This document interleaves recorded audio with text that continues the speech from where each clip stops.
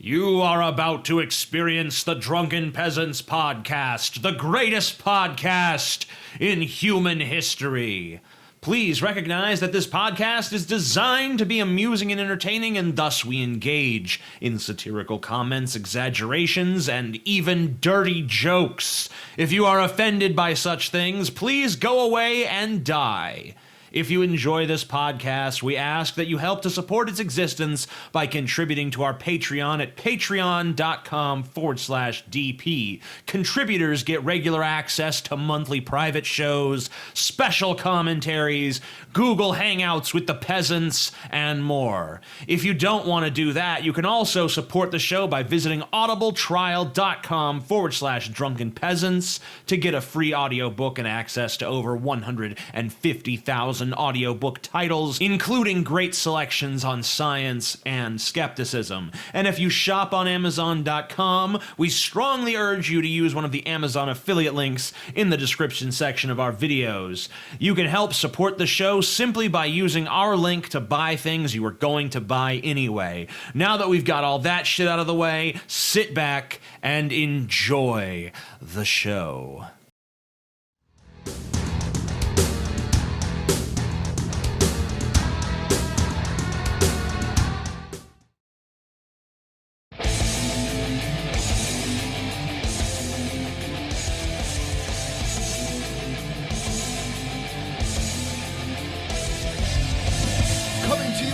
From the frigid armpit of America, this is the Drunken Peasants podcast with Ben and TJ, bringing you opinions of the news from an altered perspective. Fuck it! Hey man, you got a joint?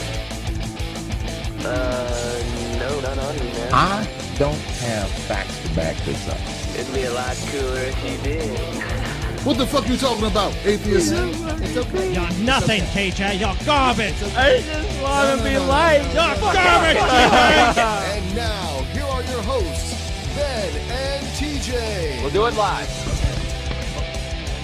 We'll do it live. Fuck it. Do it live. Fucking thing sucks. Welcome to Drunken Peasants 192, the first Drunken Peasants of the year 2016. How do you feel, TJ? You feel any different? Yes. You did? Yeah. Okay. How exactly? I feel more annoyed than usual Why is that? because of these fucking otherkin, man. Oh, really? Is that what you're doing? Is that why you're staring at your fucking phone? Oh, my God. And why you're late and all this other garbage? Yes, every day for the last 4 or 5 days, there have been like 400 messages on my Tumblr, all telling me that I'm a piece of shit, Well. making fun of other kids. Oh, okay.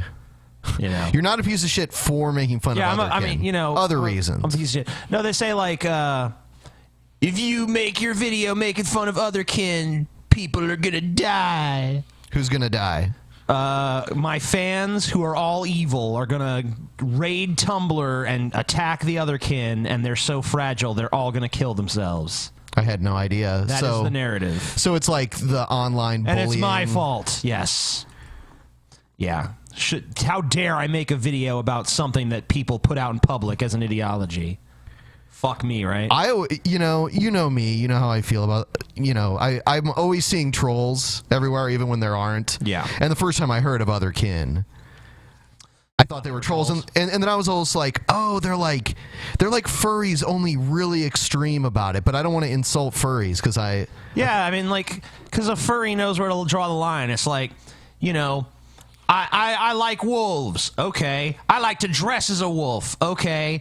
I identify with wolves. Okay. Yeah, you can identify with them. Fine. I am a wolf. No, you went too far. I like to pretend I'm a wolf. Cool. Yeah, all right. Yeah. Rock on. Have fun. Jesus. But, you know, this, I have the soul of a wolf, and I have, like, phantom wolf limbs, and I have memories of being a wolf. Yeah, memories. Yeah. Delusions. Jesus. Don't say that, Ben. They might kill themselves. They might fucking I'll say whatever the fuck I want. That's what I feel. This is our channel, and we can say whatever we want. People don't. How dare you? You're a monster. I'm sure we have a few fans that Are other kids? Yeah. Yeah, some of them come out of the woodwork. Yeah. A lot of them are now not fans, thanks to me. Oh, well, thank you, They're TJ, like, piece of shit. yeah, you don't like you guys no more. You don't like other kin, I don't like you. I don't necessarily dislike them. Yeah, that's what I'm saying. It's not like I fucking hate other kin or something. I just think that it's a stupid and irrational belief. Yeah. But, you know, whatever. They've been harassing me. It's annoying. I think we'll hurry up and bring Paul on because, you know, we can have him talk about Dinor. And everything else, the meetup and all that shit. Since he's involved in all that. Oh, yeah. I'll bring him on. We are set up to call Brett, too, by the way. Yay. Yeah. Hello, Paul. Paul. Can you hear me? Barely. Barely. Yeah, hold on. I'm going to turn you up. Okay. Now talk. Hello? Yeah, Check I mean... 1, 2, check 1, 2. How do you feel about that, TJ? Still sounds a little low. I mean, that's just in the monitor itself, like his level. It's okay? Yeah. All right, then it's fine. I can turn his volume up so we can hear him better, but... What Do up? that. What up, Paul? What's going on, fellas? Nothing. I'm an Not too official much. weeaboo now. Good. You can see I'm wearing my Snorlax hat. That proves that I'm a weeaboo. What is a weeaboo? Like a Japanese, like a white person that likes Japanese shit. You don't have to. Oh. Ben once said that he wants to genocide those people. I did not say I want to genocide them. It's just people who are really into the anime culture, like, too much for their own good. Yeah. I never said I wanted to genocide them. That's insane. No, I So, was just TJ, exaggerating. before we get started here tonight, I had something I wanted to tell you. Go ahead. I've been holding back on this because I just was afraid of the way that you'd react. But since everybody else is doing it, I want to let you know that I'm coming to murder you. Okay. Oh, really? Well, actually, I'm going to send Ashley to kill you. Okay. As long as So it's just not so you me know. getting killed, I'm fine. Yeah, Ben's all right with it. Ben is A-okay with this proposition. Yeah, that try, that other bitch. Ken video was a step too far, dude. A step too far. You've attacked What my is she an other kin? Are you Snorlax kin? Well, you look more like an otherkin with that Snorlax hat. That's true. Yeah. I'm You're a Snorlax kin. Yeah. It's creepy. You do remind me of a Snorlax, though, you know? I know. Well, it does fit me. Like, I know very little about Pokemon, but I know that Snorlax just sleeps all the time, Something like that. which is pretty fucking awesome. Yeah, it's just a fat fuck that sleeps. Yeah. So, That's there you basically go. me. You're a Snorlax. Well, thank you for killing me, Paul. Put Well, it I into haven't my done it misery. yet. Well, done you it know. This I'm is not going an to be able to thank internet you threat, after, so I might as well. The chances know. of me actually getting off my fat fucking duff and making it, to where you are to kill you, very Well, slim. we'll be in the same place in January, so Well, you but can kill me. here's the problem with that, though. I'm getting killed in January. Oh, yeah, that's right. You are? Yeah, because Yeah, that guy said yeah. he was going to come kill Paul. Well, you're going to have to try to kill me before he kills you. Oh. Yeah, the whole last show I was on, man, this dude was like, I'm coming to LA to shoot Paul's ego. It's like, Jesus, okay. Was he fucking around? What? Well, if he was fucking around, he had a long time to be fucking around. Like, the whole show, literally, he was spamming it. Like, he had to add numbers to the end of it because the spam filter would catch it. Right. It was like, I'm coming to LA to shoot Paul's ego. 7. 7. Well, you know, you're a very shootable guy, Paul. I don't know. If he was a real man, he would stab you, though. That's a more How about you just come and hang out and we'll have some drinks and be friends. No one will have to get stabbed. Dude, look, dude, I'm not claiming that I'm gonna have any marijuana on me, but I will smoke you out, dude, if you don't shoot me. Just ask. We'll get high and talk about life. and try shit. not to shoot Paul's ego. Come on. I mean, come on. Be a nice guy. I mean, like, Be a nice person. I'm all right. Don't shoot people. Anyway, the meetup has 134 RSVPs, and I don't know how many interests, What but the fuck? if you guys want to go and RSVP to show up at the V Lounge in Santa Monica, California on January 15th, starting at 5 p.m., ending at 9 p.m. That's, of course, Pacific time. If you guys can make it and you want to meet the peasants, that's me. I'll be there. Ben will be there. Scotty will be there. Paul will be there. I think Pimp Monk will be there. Yes. Possibly others. Who knows? Yeah, there might be other DP people coming. People you know from the show. Could be. We don't know yet. We're looking into bringing a signed Jim Ass Dynor shirt, which we'll get into the Dynor shirts shortly here. Dynor. I have heard through the grapevine, too, that Tommy from the Bronx may be coming. Wow. Cool. And on that note, too, since I can talk about it, I can't show you it, obviously, because it would break the pornography filter, and I didn't take a picture. We were in a Pimp Monk hangout recently, and Tommy from the Bronx was in there, and I don't know why, but he was like, y'all just want me to pull my dick out? And like I was feeling frisky, so I was like, "Bada bing!" I was like, "Pull that big old hog out. Let's see what you're working with." This motherfucker stood up, and his dick is like a billy club. I shit you not. It's the palest, whitest billy club I've ever seen, and he was boned up too. I don't know why he was boned up. He was really aroused. He was talking to you. So he might be showing up to fuck your ass before you get shot. He might.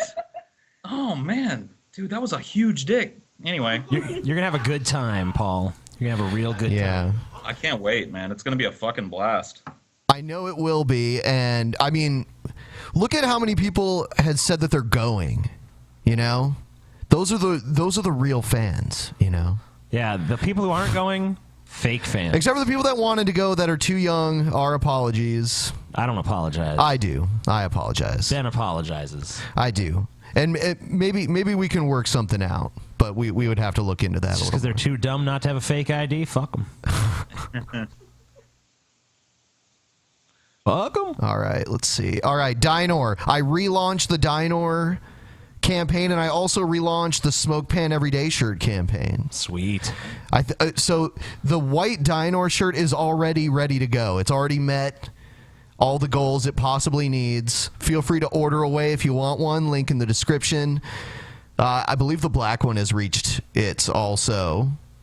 Smoke Pan Every Day is just a few shirts away. And then just in case, I mean, we're surprised. I think like 25 people got the Jim Ash shirt. So if anybody wants one of those, if you want to be owned by Jim Ass, as Paul has been many times. Yes. many multiple times. I really do need that shirt. I think as an honorary Drunken Peasants Friday co-host, I should get a fucking free Property of Jim Ash shirt.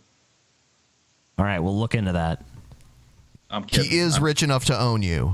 I'll never. Dynor. I did order a shirt though. I did. Yeah, we ordered a bunch. We're gonna be giving some of those away at the meetup too. Nice. Multiples. They may be signed by Jim Ass. They'll definitely be signed by the Peasants. Yes. So if you want some signed memorabilia, I'm sure we can get Paul to sign some when he gets into town. Heels to the yes. And maybe we can work something out where Paul will rap for us on stage too. I'm hoping that happens. Yeah. I mean, do they have like a DJ there? Yeah, I mean they have a DJ booth with everything you need, and then a sound system. So. Okay. We can figure something out, I'm sure.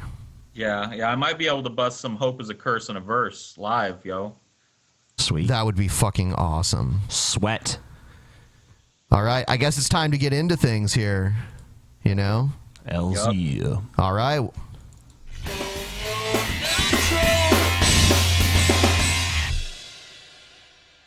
All right. Troll or not a troll. This one's actually a video that has something to do with our show. Neat. Someone responding to us. Watching the Drunken Peasants is depressing. Yeah, we're depressing. Sweet. Okay. I like depressing people. So I happened to come across the Drunken Peasants podcast last night. Did you guys seriously think Vegan Gaten was going to join that shit? That was cancerous. Did we think he was going to join? He's been on before. The only reason he wasn't, the only reason he didn't come on was because there was a major snowstorm and he was traveling and he was stuck. This guy makes me want to quit Vegan vaping. Gaines only said he would be there. Like, seriously, just do to I have. look like that? I'm sitting over here vaping. Am I that smug and pretentious? Yes, but it's okay when you do it. You back it up, Paul. You guys waiting around, making fools out of yourselves, looking like jackasses, waiting for him to argue with you, because he's really going to sit there and be berated by Five Guys Burgers and Fries, you know, a whole Justice League of neckbeards who Whoa. This guy's got a fucking A fedora Justice League of on. neckbeards. He's got a goddamn fedora on with a pedo stash. What the fuck is he talking about neckbeards for? I think this is a troll. That's why Ben thinks it's a troll, I guess. hashtag Gamergate unironically. Yeah, because Vegan Gates has nothing better to do than I don't think I've ever hashtagged gamer. All right. Just in case this guy is being serious, I do want to let everyone know that Vegan Gaines did say he was going to show up and that he was on a flight from Alberta to Toronto, and, that it may have gotten delayed. And there was a snowstorm in Toronto that same night. So, yeah. So that's what happened. Peace. Is that a fedora or is it something else? Because it kind of looks like pregnant pauses. Honestly, this guy reminds me of Yoke Up. Yoke Up. Yeah, you're really dredging the past. Yeah, dude. Like with the fucking Yoke Up used to do that shit, like where he would be like, "What's up, everybody?"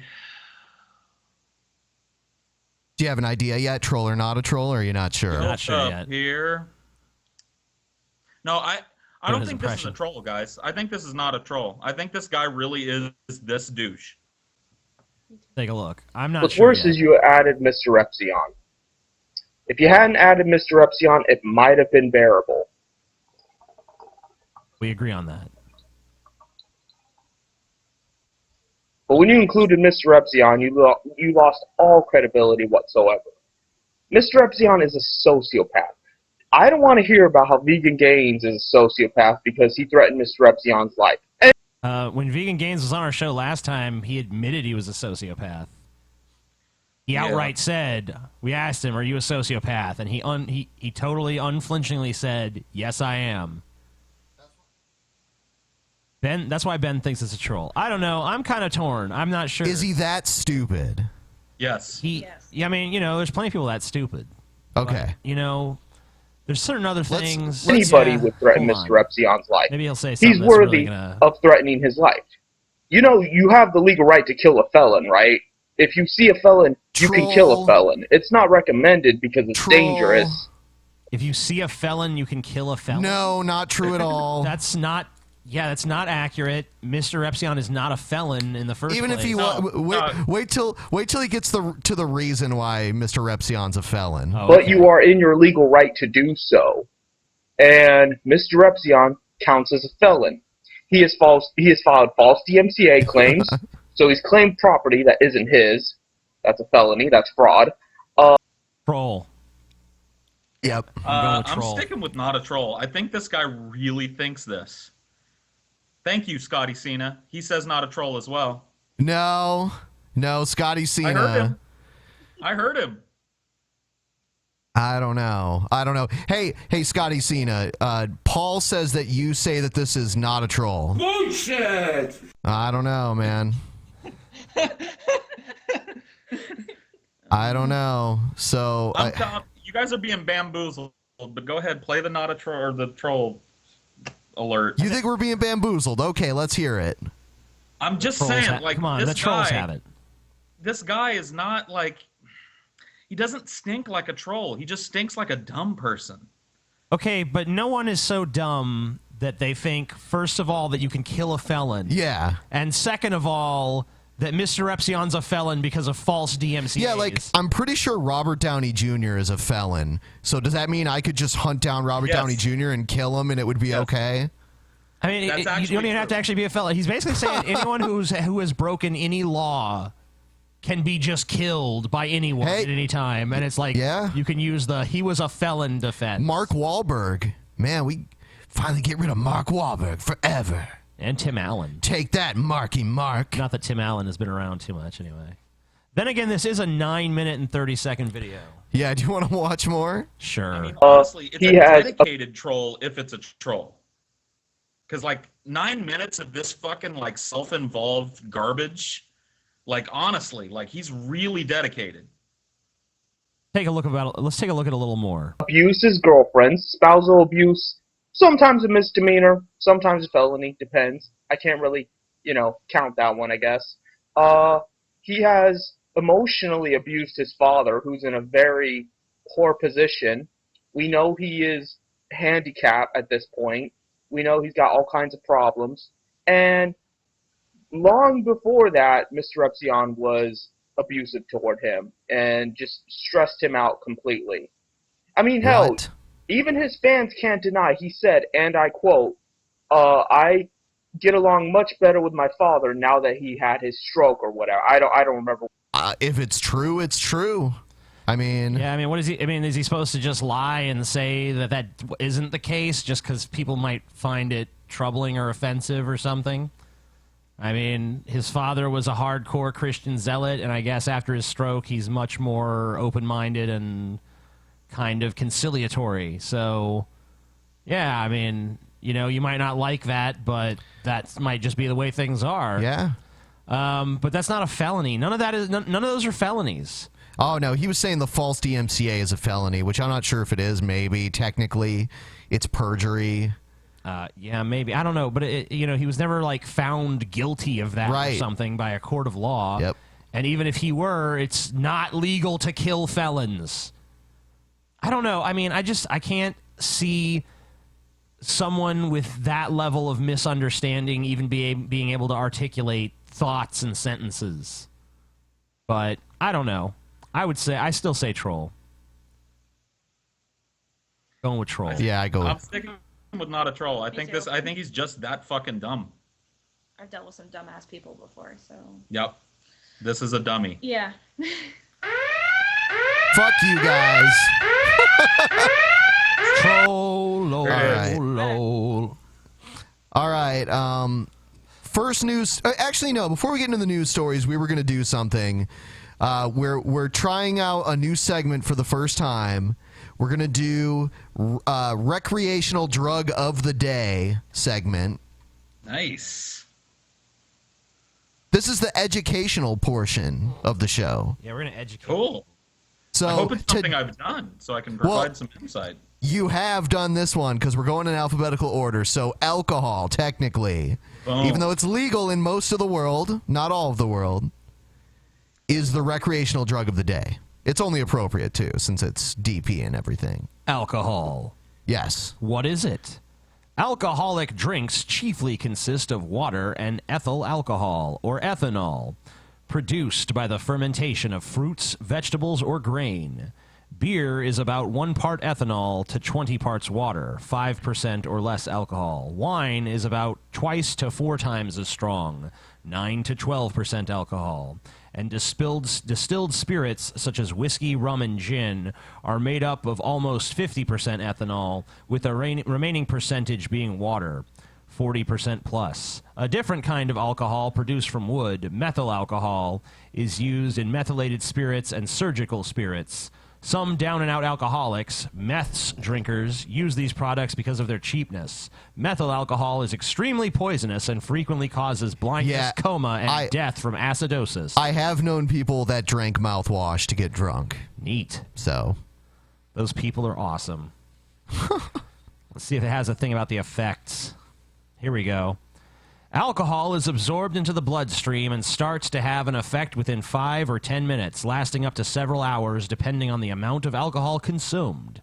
How much effect a drink has depends on its strength and how quickly it is drunk, whether there is food in the stomach, and the body weight and mood of the drinker. Since tolerance develops, the effects will also depend on how much the person is used to drinking.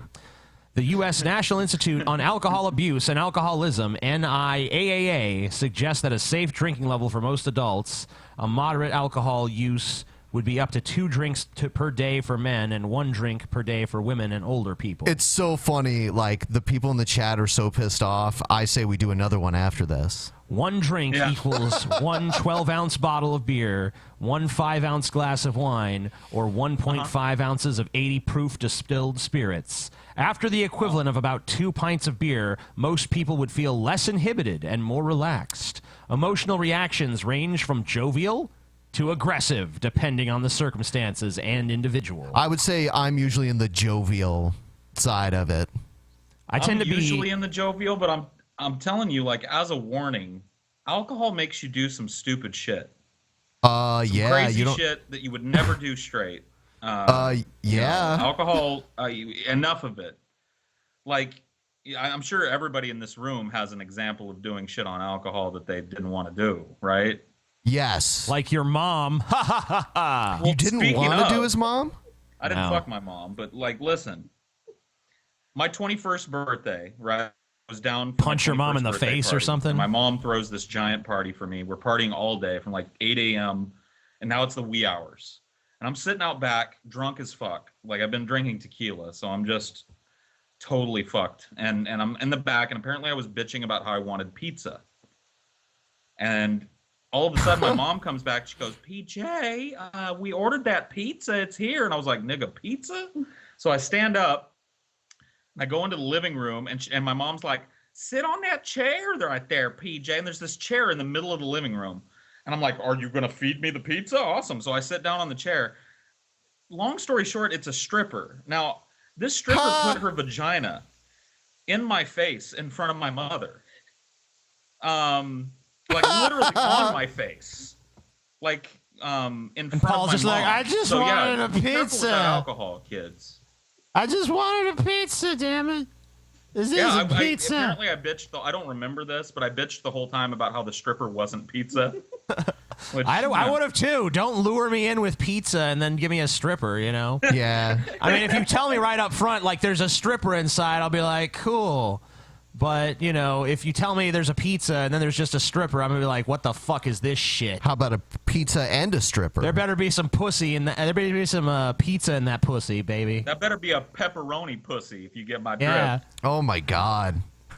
Stick your tongue up in there. Pepperoni. Bitch tastes like pizza.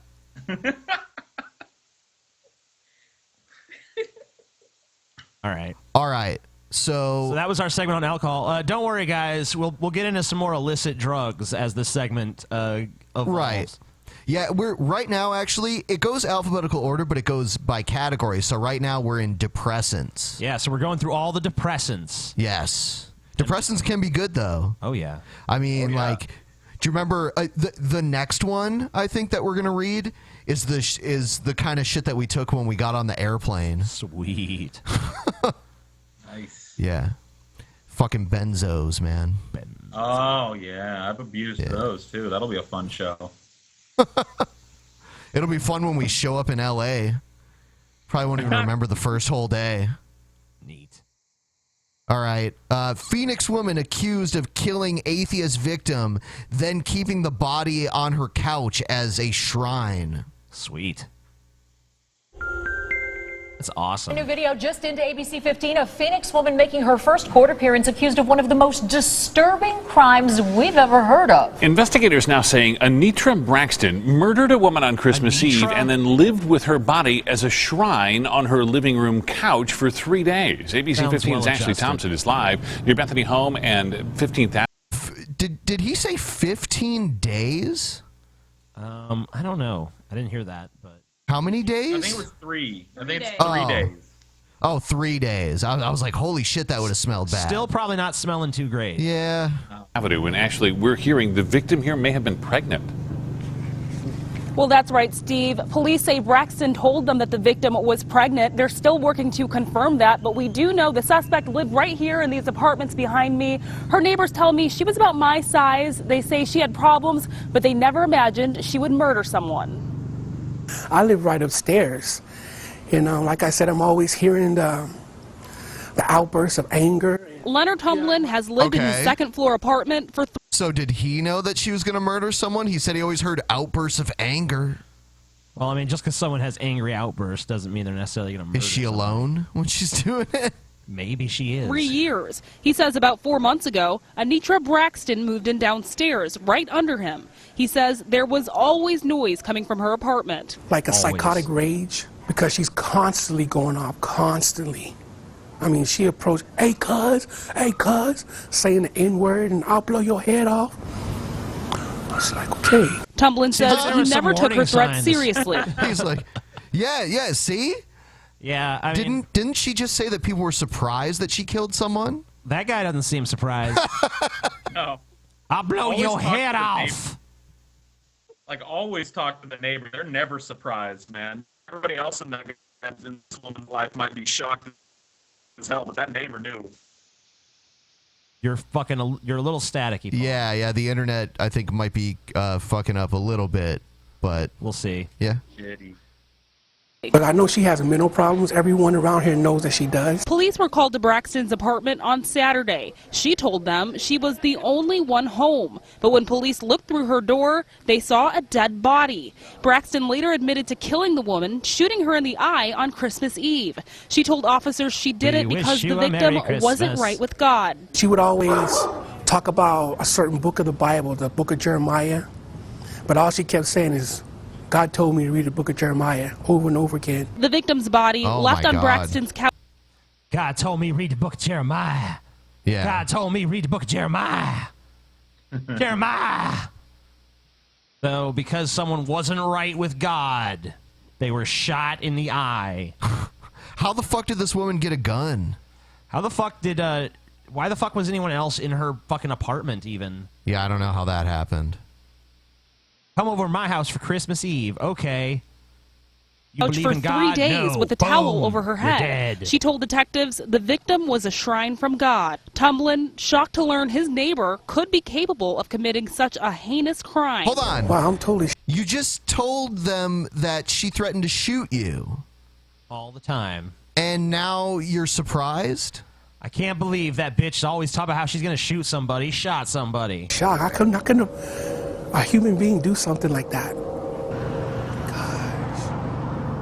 Now Braxton is being charged with first-degree murder. If the victim isn't This guy's 15 minutes of fame are amazing to watch, Yeah. dude. He's giving a fucking Shakespearean soliloquy here. Like, man, you just never see this type of shit coming. Yeah. indeed pregnant, this will then be considered a double homicide. And just want to let you know the victim has not yet been identified. Back to you. Wow. Good times. So what the fuck? This could have been me the other night. Like, the other night, I think it was night before last, Ashley and I went out to like a Denny's at 2 a.m. and this black couple comes in and gets seated. Now, I didn't even tell Ashley about this, but I was listening to the black guys he was ordering, and like he was trying to get every discount in the book. He was like, y'all got a military discount? And the dude's like, yeah, I guess we do. And he's like, okay, well, I'm a sergeant. And he's like, a sergeant in what? He's like, I'm a sergeant in the Army. It's like, okay. And he's like, you got a senior citizens? Anyway, he was jockeying for every discount in the book. And then when we get up to leave, he stops to talk to me. He's like, hey, how y'all doing tonight? And I was like, hey, what's up, man? How's it going? And I start talking to this guy, and then his wife chimes in and drops the "Do you know Jesus?" bomb on me. Oh God. I was like, uh-oh. Okay, no. But I had a long conversation. But I think those people might have been nuts too, is what I'm trying to get at. Like, you never know. You never know with these people, man. You aren't right with Jesus, Paul. You need to be shot in the fucking eye. But you know that's not going to happen though, because obviously, that's being saved for the meetup. That's when you're going to get shot. Oh my God. Yeah, that's true. Hey, you can't get shot in the eye before then. You got to get shot at the meetup. Yeah, and what really sucks too for you, TJ, is that you'll be dead long before then because I'm coming to kill you first. So right. So you're gonna kill me, and then that guy's gonna kill you, and I don't know who's gonna be left to kill Ben and Scotty, but hopefully someone. Hopefully nobody. No, someone's gonna kill you guys. Can't just be me. As long Can't as just be me Scotty and Cena Paul. lives, the show will go on. Yeah.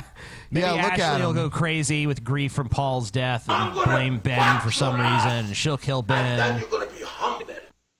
You know. Someone else will kill. I don't know who's going to kill Scotty. Maybe Scotty will kill himself with grief. Here's a pretty funny story. It's vulgar note shocks pizza customer. Okay. What would you do if you got home from picking up pizza and noticed this?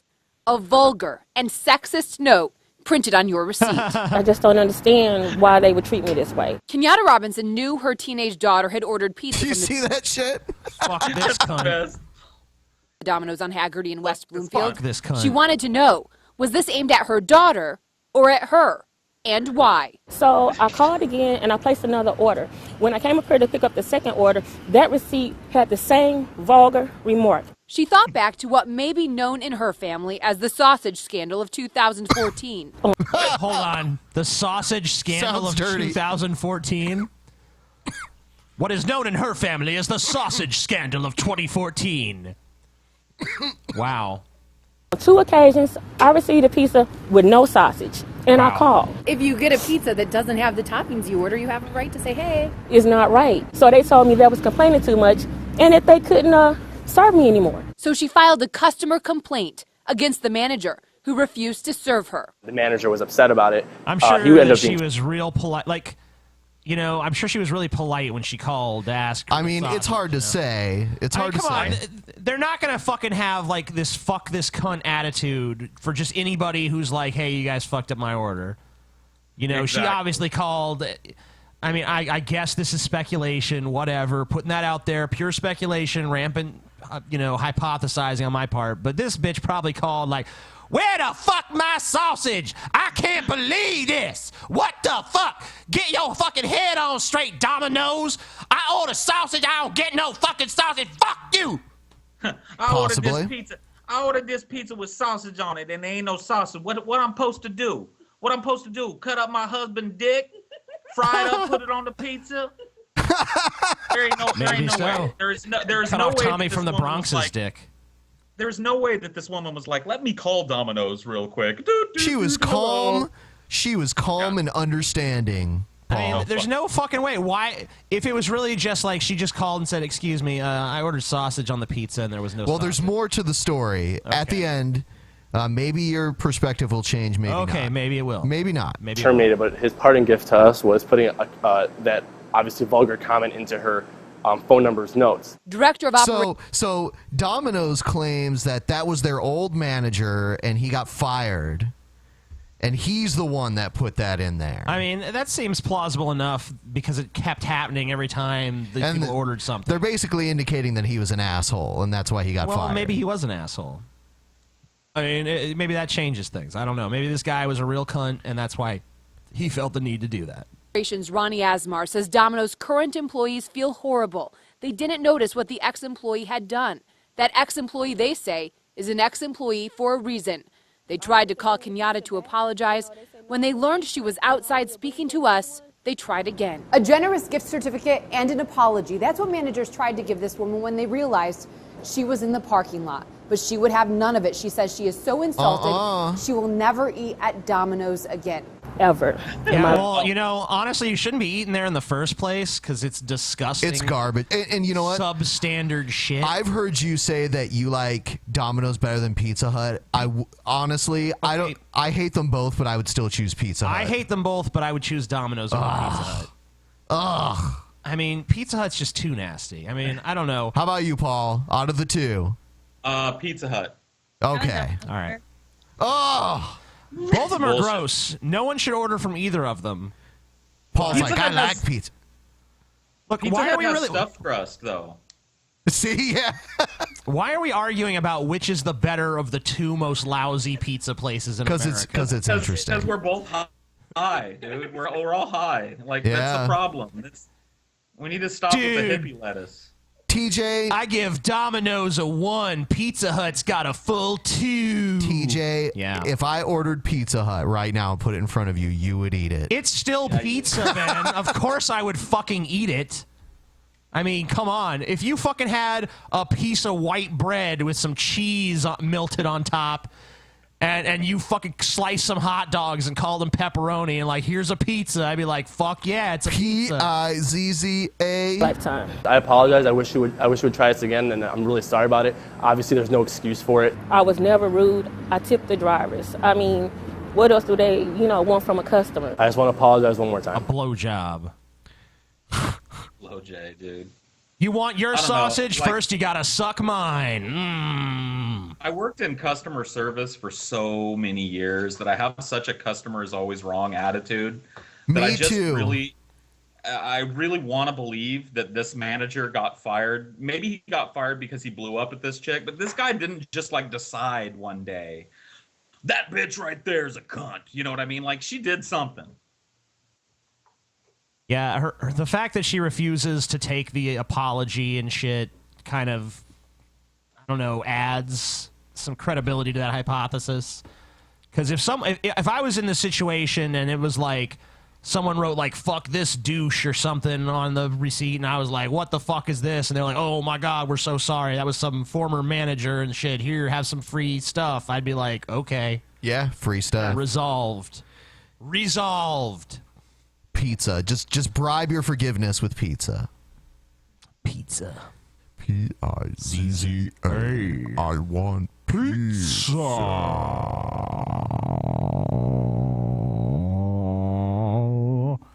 right. A lot of pizza references tonight on the show. Yeah? I bet you there's people who are now ordering pizza just because we've talked about it so much.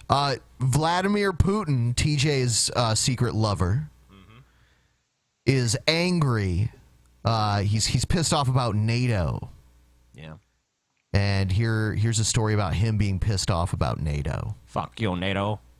There's a couple of points to come out of this document, which is a sort of official document that Russia has to update every 6 years. It was last updated in 2009, so time was ripe for this new description, essentially, of the threats to the Russian state as the Kremlin sees it. It says that it sees the expansion of NATO, the Western military alliance, as a major threat to Russia's national interests.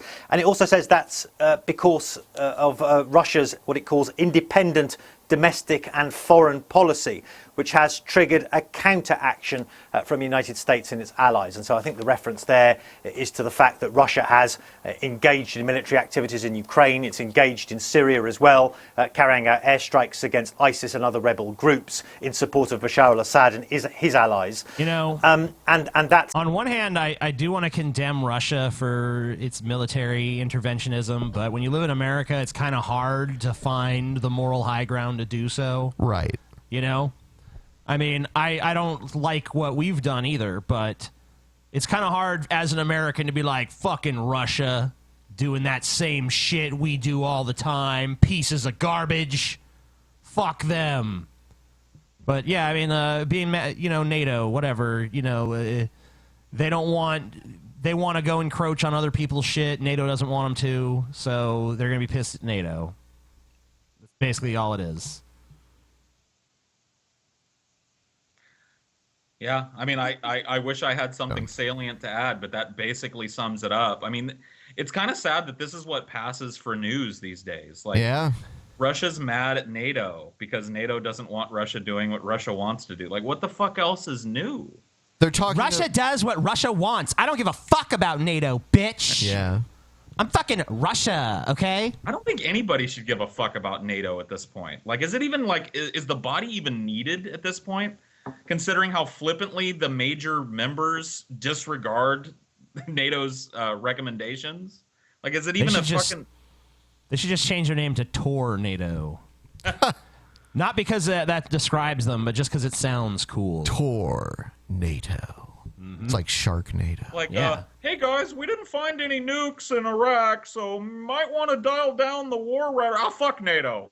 Yeah. Fuck you, NATO. What the fuck do you know? Fucking pieces of shit. Didn't find no nukes. That's because Saddam probably sold them all to Iran or something. Yeah, that's what happened. It used to be there. Just not there anymore. Probably chemical weapons or something. This one, Ted Cruz's dad courts controversy. So I wish there was something like Ted Cruz. I wish the story was Ted Cruz's dad calls him a chode. No, he's just like him. He's worse. Yeah. He's actually worse. Ted Cruz rising in the polls and getting personal on the campaign trail. Growing up, my father always presented Why is his dad looking at him like he wants to kiss him? an example of courage and integrity. Thank you for being my hero. His father, Rafael Cruz, has been front and center in both Cruz's campaign and his life. Here he is. What? Oh my god, that's still. What happened? What's going on? On the stump during Cruz's Senate race. The Tea Party is alive and well. Rafael Cruz is outspoken, passionate, and controversial. Here he is in 2013 at a conservative forum in Iowa. Socialism requires that government becomes your God. That's why they have to destroy the concept of God. They have to destroy all loyalties except loyalty to the government. Wow. Yep.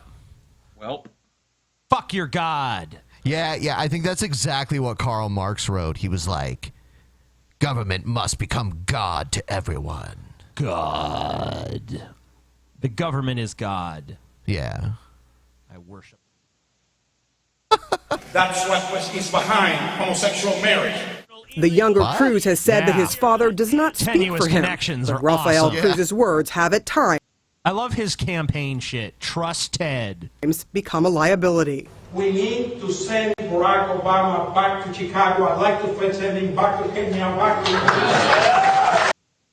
Dude, like, honestly, this is another example of why the news doesn't understand what's important and what's entertaining to people. Like, they're clearly just an entertainment platform now. So, like, would you not rather be watching Ted Cruz awkwardly courting his father's sexual advances? Like, would you not?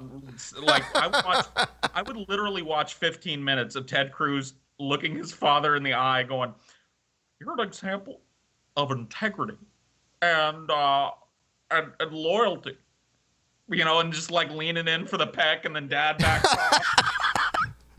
The best. Integrity, loyalty, and eroticism.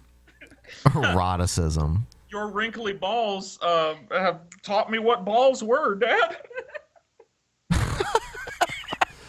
Kiss me, Daddy. Kiss me. What the fuck? Jesus. Jesus doesn't have much to do with it. That was 2012 at a Tea Party gathering. Ted Cruz said his father's comments were intended as a joke, though an ill-advised joke. But on the campaign trail, Ted Cruz does not shy away from sharing his father's story from Cuba to Canada to America and talking about his influence. When I was 2 and 3 years old, my parents, neither one of them were Christians. They were living up in Calgary, and both of them drank far too much. But Rafael Cruz became a born-again Christian, leaving his Roman Catholic faith in 1975. Now a pastor in suburban Dallas. Wait. Catholic? Yeah. That is a Christian. Nope, Catholics aren't real Christians. Okay. Rafael Cruz was born in Cuba in 1939. He fled the country for Texas as a teenager in 1957. His history as a Cuban revolutionary, a major influence on his worldview, one he shared while stumping for his son's Senate race. When Castro took over in '59, I went back to Cuba. And I got the shock of my life. This same man that had been talking about hope and change now was talking about how the rich were evil. The Cruz campaign said Mr. Cruz was simply pointing out that both President Obama and Fidel Castro used slogans like hope and change. But yeah, well, you know, all these politicians use the same fucking buzzwords. Hope, change, freedom, liberty. You know, it's just like, you know, obviously it's lip service. I mean, that's all it is. Anybody could stand up on stage and be like, freedom! And then, you know, once they're elected or whatever happens, they seize power. Then it's all about, okay, how can I curtail everyone's freedom so that I can do what I want, what my agenda is? Rafael's controversial comparisons just keep coming. If he has his way, he will make us another third world country. Because he's... All right, well, he's had 8 fucking years to do it. Yeah, I mean... if he was actively trying to do that, wouldn't we see some sort of progress in that direction? Like, yeah, I mean, we haven't joined the third world yet.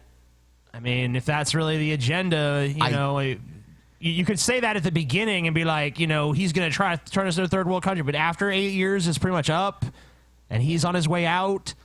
It doesn't really make sense anymore to be like, he's trying to turn us into a third world country.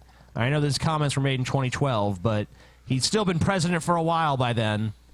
After redistribution of wealth on a global basis. Yeah, that's happened. Obviously, President Obama would absolutely disagree with that, but the Cruz campaign says, look, Rafael... He would absolutely disagree with that. Oh, what was that? That was a sassy eye roll. We're not supposed to be editorializing here, honey. Your job is to read the teleprompter, bitch. Don't be rolling your eyes. He would absolutely detest that shit. What a load of shit. Ted Cruz and his father should both die in a plane crash. But, that's just my objective opinion. Cruz is a hero. He is someone who is the embodiment of the American dream. So it should be no surprise that he is someone that his son uses and looks up to. They also said that he will continue to stump for his son on an official basis and that he does very well with evangelical Christians. Surprised he does so well with them. It's strange. Why would that be, I wonder? Because he is one. Oh. Smart political thinking there, Ben. The Satanic Temple performs the nation's first state-sanctioned satanic ceremony in history. That's awesome. Hail Satan. Lansing, Michigan. Maybe I've changed my mind. Maybe they shouldn't nuke Michigan.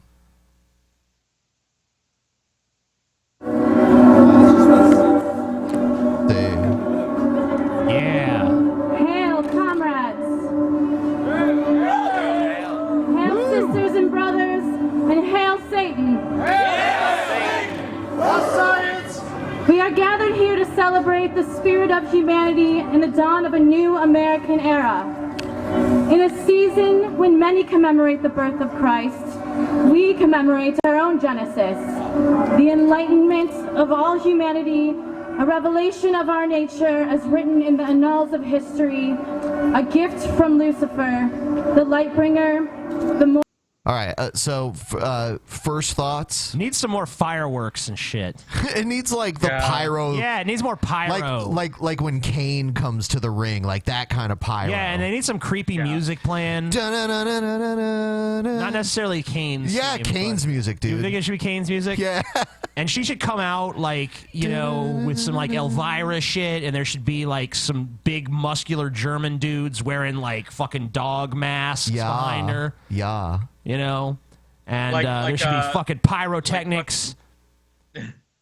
What's that band that sings that Du Hast song? A Rammstein? Rammstein needs to be there with like the angle grinder guitar just showering sparks on the whole audience. Fuck yeah. And the podium should be on fire. Here, and this is probably going to reveal my inner misogyny, but they really need a more ominous speaker to be delivering the speech she's giving. Like misogyny. Maybe she's just the first one or something. We would like to dedicate this ceremony to Lucifer, the light bringer. May the blood of the Lamb forever refresh his evil tidings. We need like Christopher Lee up there or something doing this shit. I just feel like He's dead, dog. Christopher Lee be dead. But they could summon his ghost or some shit. Supposed to be Satanists. They could do a seance. Obi-Wan is here. Exactly. James Earl Jones. Yeah. Get him to come read your He's Satan. like a dedicated Christian, but maybe you could trick him. Morning Star Make him think it's for a movie. And the Rebel. We are Satanists. We engender moral, spiritual, and sexual freedom. Personal, independence. Yeah, well, wait until the feminists get a hold of you. You think the feminists will take over Satanism? If it gets big enough, the feminists will encroach their way into it. Wow. And totally change what it's about. And, everything will be ruined. We believe in sexual freedom for women. And insist upon personal choice in all things. You care for the significance of the individual spirit and personal moral responsibility. If you stand This music here isn't today creepy and enough. embrace your nature, And like those American flags should be like, I don't know. I mean, I know I want everything to be on fire, but they should also like combust randomly midway through. Kane's music. And they could, the poles could be giant Roman candles that like shoot fucking fireworks. This could be so much more well orchestrated. free-thinking, self-governed, and godless, you too are a Satanist in the eyes of many in your own community, Someone including who those who is good at represent you video in your editing governments. should do that. Should edit like fire and explosions behind them. Yeah, man. This could be way better. It looks like they're at the State House And or someone with a something. deep booming voice can redub her speech. You know what this whole scene right here really needs? You know what would set it off immediately? Fucking Marilyn at the podium, leaning over it with no shirt on, fucking tearing up the Bible. The angel with the scab wings, hard drum. Yeah. That shit, Well, dude. I Like, didn't we wanna need set bring- that shit off. I didn't want to reveal my Manson fanboyism by having him there, but now that you're the one that's introduced it, yes, let's do that. And the podium can be way taller, and it could be like naked women caressing it. We are also Americans, a nation born of men and women seeking asylum from a majority religious group in control of political power who punish those who oppose them. All right, so interesting. Oh, Draco Malfoy's there too. Neat. Potter. Potter. Filthy mudblood. Neil Cavuto embarrasses student who wants free college and has no idea how to pay for it. Okay. I don't know. Maybe we'll agree, maybe not. I hate Neil Cavuto. Yeah, so we'll see. Encourage government to get bigger. That's one way to do it. Make college really expensive and then forgive the debt if you work for Uncle Sam. All right, let's get to the details of what really they're asking for here. Kelly Mullen, Million Student March national event organizer. Kelly, good to have you. Keely, I'm sorry. Is it Keely or Kelly? That's okay. It's Keely. I just want to say that. Hold on. Oh, yeah, go ahead. I'll say my bullshit, then you can say your bullshit. Yeah. I just want to say that I fundamentally support the idea of college being free to people who qualify and shit. I mean, obviously it's not really free, but paid for by the tax dollars. But first, we have to change university culture back to one that actually cares about debate and critical thinking and all that stuff. If college is just going to be a place for people to be brainwashed into PC zombies who are worried that every little thing they do is a microaggression against somebody else, then fuck that. So first we got to fix the colleges, then we can make them free. That's my my 2 cents. Now you go ahead, Paul. You wanted a precursor I agree. something. I was actually, you went a lot deeper than I was going to go. I wanted to know why Neil Cavuto sounds like he's been on like a 72-hour Coke and Marlboro Red binge. Yeah. Like, have you heard this dude's voice? Were you listening to that shit? It's raspy as fuck. He sounds hungover. Maybe he is. That's his business, Paul. Apologize. So what do you Totally want here? fine. What do you want? What do you want? Well, so the movement, the Million Student March. Okay, I can already just tell that this person, like, when they were asked to come on, they should have just been like, no. So, like, so the movement, it, like, Is a movement for a more equitable and fair system of education, as opposed to the really corporate model that we have right now. So the three core demands of the National Day of Action are free public college, a cancellation of student debt, and a $15 an hour minimum wage for people who work on the campus. And how's that going to be paid? Great question. I like how when you did that, I thought she was burping for a second. Because it timed right to her mouth. And I mean, so like I'm not sure if you're talking on like a national level or at particular schools. I can sort of touch on both. At Well, my if you wanted university, all that Northeastern stuff, University, someone asked to pick up the tab. Who would that be? You, Neil. You're going to pay for it all, you fucking rich white piece of shit. You're going to pay for every fucking penny, Neil. How do you feel about that shit, bitch? the 1% of people in society that are hoarding the wealth and really sort of causing a catastrophe that students are facing. I mean, we have a relationship right now where 1% of the population owns more wealth than the 99% combined. All right, so if the and that 1%, relationship, Kelly, if the 1% just had their taxes raised a few years ago, back to almost 40%, then to pay for the health care law, they had them raised another few percentage points. Then they had their deductions limited to raise another couple points, where depending on the state or locality, they're pushing over about 50% in taxes. God. The poor 1%. I know. The poor, downtrodden, overtaxed 1% that's doing better now than it ever has in the history of this country. There's more money concentrated in fewer hands than at any time in history, and we want to tax them more. It's hideous. It's evil. Yeah, I mean, like, I don't. Who do they think is fucking sympathizing with the fucking 1% having their taxes too high? Like, they really think some fucking guy sitting at home making fucking, you know, $30,000, $40,000 a year is going to be fucking crying in his fucking soup because some fucking multi-billionaire somewhere has to supposedly on paper give fucking 50% of his money to the government, but once he fucking, you know, most of their money's overseas, they find about $1 billion deductions, they have fucking teams of fucking tax attorneys that are looking at every fucking thing in the code to find every possible way that they don't have to spend as much money. So they probably, a lot of them times, they end up paying like 15%, you know, and even then it's 15% of whatever income they actually have in America. And then there's, you know, the capital gains tax is fucking super low. You know, I mean, so there's tons of fucking loopholes. There's tons of ways these motherfuckers get out of paying this fucking money. I mean, no one actually believes that they're paying that, but even if they were, who would give a shit?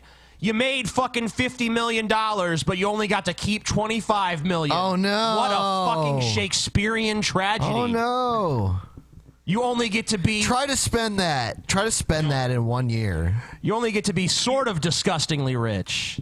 Neil is counting on Fox News viewers not understanding what we're saying when we say the 1%. Like, I think he's counting on these people, like you said, that are making $30K a year going, well, I might make $75K a year if I get that promotion, and that'd make me a 1%er. No. I know. No, you have no chance of ever being a 1%er, ever. We're talking billionaires. You'll never see. Well, you don't have to be a billionaire to be a 1%er, in but your life. I don't know what the actual money barrier is, like how much money you have to be a 1%er. Let me just look that up. I'm sure it's like in the multiple hundreds of millions. How much higher do you think? How much more do you think they should pay?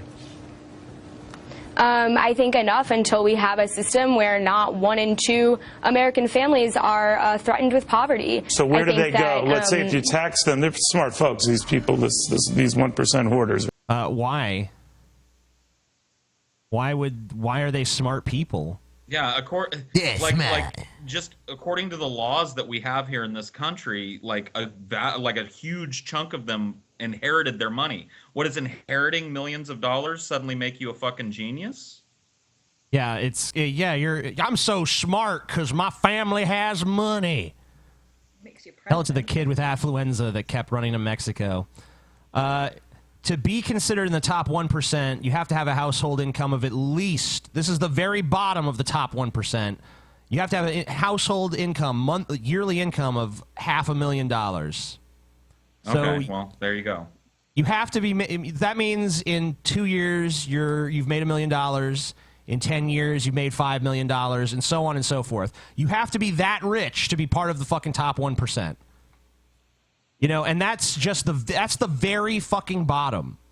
And if you're in the top, like, 0.1%, that's when you got, like, these fucking billionaires and millionaires and people who are so fucking excessively, disgustingly rich that they basically have like the incomes of small countries. Yeah, absolutely. And it's like, why does one person need to control that much wealth? Do you want to move on from this? No, I want to listen to more. Okay, go ahead. Right? So if they leave here, Yeah. then who's going to pay for all this stuff that you want? They leave If here? they leave- Sorry, if they leave, where are they going to fucking go? Monaco, I guess. Yeah, I mean, like, they probably already have fucking summer homes and shit there. But Let I mean, 'em. like, I in say terms fucking of... let 'em. Like, yeah, let them leave. Who gives a shit? Why They're are we not all going to beg leave. these- Why are we gonna beg these fucking economic vampires to stay here and keep sucking this country dry? Let them fucking leave. Let them go live in the fucking Moroccan islands where they have all their fucking money stashed. Let them go be there. Let's make some new millionaires in this country that are willing to be socially responsible. They are job creators, dude. They create jobs. You might believe the liberal lie that demand for goods and services is what creates jobs, but that's clearly a lie. Millionaires and billionaires pull jobs out of their ass and then bestow them upon us like gifts. It's the American dream. That's how things work. Rockefeller's great-great-great-grandson, or whoever the fuck has the fortune now, is real invested in the plight of the working man. Oh, yeah. Cares deeply. The country. Oh, I mean, there's always going to be a 1% in the U.S. The U.S. is like the bastion of capitalism and its success, and I think Do you that, think the 1% can pay for all of this? Absolutely. 85 people in the world hold more wealth than half of the global population. No, wait a minute. I mean, there's massive... Are we talking about 85 billionaires, or are you extending this to the 1% or whomever who earn a little bit north of $250,000? At what level, Philly, do you... A little bit north of 250,000? I just... No, double that. We just looked it up. It's 521,000, okay? 521,000. That's $500,000 a fucking year. So even if you tax them at 50%, then they're still it's getting a quarter. 250,000. Well, then dude, it's 250,000. But they're not even being taxed at that rate anyway. That's a fucking lie. TJ, have you ever been to Alaska? No. No, I haven't. Why would I? It's that place that's just a little bit north of Brazil. Okay. Thanks. Just a little that bit. Geography lesson. Just a little tad north. bit north. Like, you just take a quick jaunt north and you're in Alaska. All right. From Rio de Janeiro. Next time I'm in Brazil trolling for path on the north end of Rio, where you can just walk right to Alaska. It's pretty awesome. We'll have to walk that sometime. I can see Brazil from my house. You start saying you got to pay a hell of a lot more than you're paying now in taxes. I mean, I think people earning, certainly people earning over $1 million a year should be contributing to How the much? wellness of society. If it's 50% now, let's say it's around 50% with taxes. No, We it's used not. to have a top. That's a lie. It's just a fucking lie. I mean, maybe somewhere on paper it's that. But that's like assuming that people who have all this money are so fucking stupid that they can't figure out how to get any deductions, which they definitely can. They can't figure out how to fucking put income in places where it's not subject to American taxes, which they totally fucking can. I mean, this is ridiculous. All right? Like, just look at pre-1980s, pre the Reagan Revolution, where the top tax bracket was some obscene number like 85%, right? Like, were rich people fucking suffering back in the 80s? Because I seem to remember, like, I was born in the 80s. I seem to remember there were rich motherfuckers riding around in limos and buying penthouse apartments. Yuppies and shit. Living on yachts and summering in fucking Switzerland every year. Like, they were How still do they even doing that afford shit. it with that? How do they even afford it with that huge tax burden? I don't understand. Yeah, it's almost like even if you're giving 85% of your income back, you're still fucking comfortably living. Like, that's crazy. That they don't make that much money, do they? Rate of 90%. You think we should get back to that? I mean, I think that eventually we will get back to that. I think And eventually... you're okay with that? Are some of your friends okay with that? Do some of them want to be successful themselves, and they'd be happy when they get to a level, maybe over 200,000, 250,000, they start paying... Okay, no one is fucking saying, I mean, maybe this bitch is going to agree with them, I don't know, But no one is saying that people who make over $250,000 should be paying 90% in taxes. That's insane. That is fucking ludicrous. No one would ever fucking say that. All right? That should be for people who are making, like, I don't know, over $10 million a year or something like that. And even they, not at 90. But, you know, yeah, higher. Enough to pay for the fucking colleges. 90% of taxes on that? They'll be happy with that? Absolutely. I mean, I think that Keely, people, come on. You're talking to me here. Your friends are going to be happy. Didn't Bernie Sanders, I mean, according to Bernie Sanders anyway, and his campaign, we can pay for the fucking college just by imposing a new tax on Wall Street speculation. I mean, his candidacy seems to think that's possible. Maybe that's not correct. Maybe it would take more money than that. But there's a mainstream political candidate. I've not heard anyone contradict it other than like far right-wing sources. I've not seen any mainstream objective source saying that's bullshit. I don't know if I agree with Bernie's numbers off the bat. But like honestly, if we wouldn't have to raise taxes at all. Like if we taxed Wall Street speculation, if we brought back the estate tax, so that these fucking trust fund babies aren't just getting all of daddy's money sight unseen, then we could probably send everybody in this country to a 4-year college easily. Without or at least the hiking people who qualify. rate. I mean, like, I think it should be, you know, there should be some qualifications. It shouldn't just be like anybody who's even like, you know, like flighty or whatever. But if someone has good grades or, you know, they have good test scores on the ACT or the SAT or whatever fucking criteria, you know, yeah, let them on in. Pay for that shit. I say fuck that, man. Why? Like, if the way you do in high school is indicative of your college aptitude, nobody in this fucking room should be in college. Someone in the chat says, you know who it is? It's true empiricism. It says, are atheists in this thread mad because they know just as well as I do TJ is afraid of me? Yes, I'm shaking in my boots from the threat of true empiricism. Yeah, actually, it's true. He does frighten me because every time I've ever tried to have a conversation with him, I fall asleep. Yeah, he's just he's busy defining words. Well, let's define with this word. Let's define everything. Let's not actually have a debate of substance. Let's just fucking be dictionaries and try to sit here and decide what every fucking little word in a sentence means. Like, how about we don't do that and we just fucking act like adults who already know what these fucking words mean and have a fucking conversation? How about that? If it becomes clear that you don't understand the definition of a word, sure, we can go over it. But failing that, fuck off. And you know, if you're truly empirical, then why is it that most people who base their lives around empiricism disagree with you? True. Because you're true empiricism, of course. True empiricism is, I feel like there's a God, so there must be. Yeah, that's true empiricism. True. You're so fucking smart. It has nothing to do with fear, right? Like I feel like that TJ's going the sarcasm route, and that's good, but I feel like sarcasm might be lost on you. The reason that we don't talk to you anymore and the reason why we booted you out of the first fucking religion debate is because you're pedantic and boring. And you suck the air out of everything that everybody else tries to say with your constant mouth running. That's why you're not here. Look inward, bro.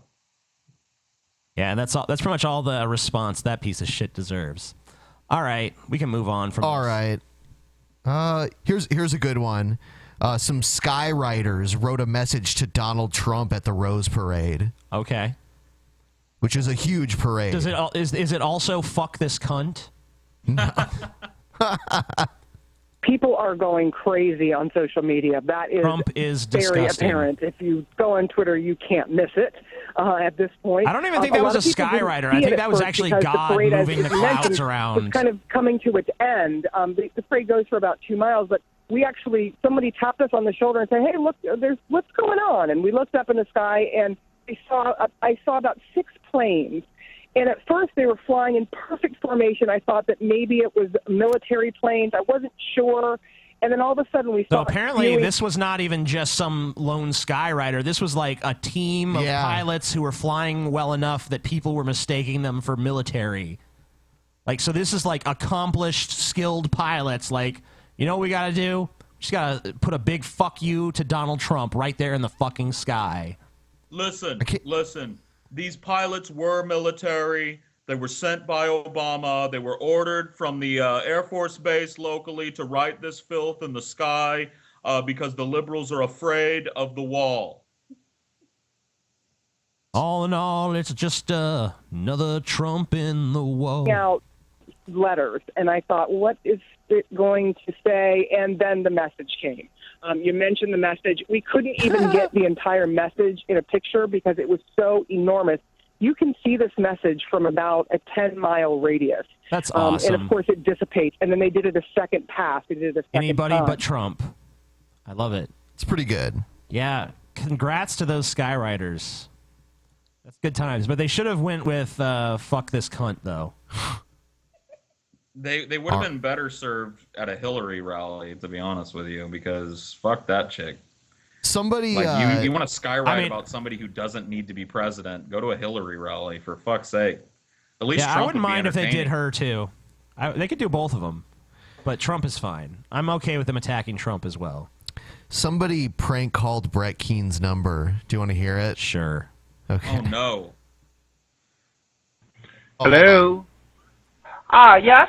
Hello. This is the Chinese buffet calling. That's wonderful. Last time you come in, you eat way too much. You're not allowed back anymore.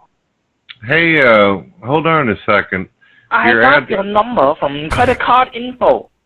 I know your address is showing up on my electronic You device bad here. customer. You start talking.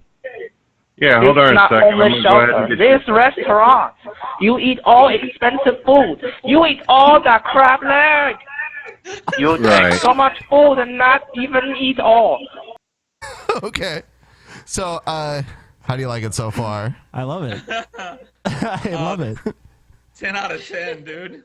I go out for A manatee reference might kill me. I'm just saying. plates when I leave your table. Right. Yeah, 就是他，我叫他永远不要再过来了。Hello, okay. Okay, You know, you're, come back. You bend, Allenton, Pennsylvania. bend. Yeah. Okay, nutball. See you later. You've just been pranked by prankdial.com. Cool. You've just been pranked by prankdial.com. Oh, that's the fucking best. Yeah, that was pretty I good. do not sanction any harassment of Brett Keane, but please keep doing that. I don't know if that was a cognitively dissonant statement, but please don't stop. That's amazing. It probably The man is, but puts we're gonna his- go with no. Can you even prank call somebody who puts their fucking phone number in big block letters at the top of every video they upload? You mentioned, yeah, Paul knows about this, but go ahead and talk about it because it's hilarious. Yeah, he does that, and we were trying to call Brett on the last show, and we were sitting there, and Ben was trying to type out his number, and I read his number to Ben, and then Brett Keane took to Twitter, is like, you published my number, you said my number, you doxed me. It's like, Brett, your number is on the screen throughout every single video you put out, right there on the top in big, bold fucking letters, like, call me, I'm Brett Keane, this is my number. I mean, like, what is that number there for if not for people to call? You've put it in the public space of YouTube, so what do you fucking expect? You cannot publish your own number and then have an expectation of privacy. That's just silly. Like, honestly, like, where do you think we got the number, you big, fat, chicken grease smelling motherfucker? Like, where do you think we got it? From the fucking Missouri phone book? No, you published it publicly over and over and tell people to call you, too. Yeah, do you want to call him Where the now? fucking Chinese food calls, you retard. You want to try it now and see if he answers? Yes. I'm going to try him. All right, let's do it. What are we going to do? While I get this set up, I'm going to go ahead and just play this intro.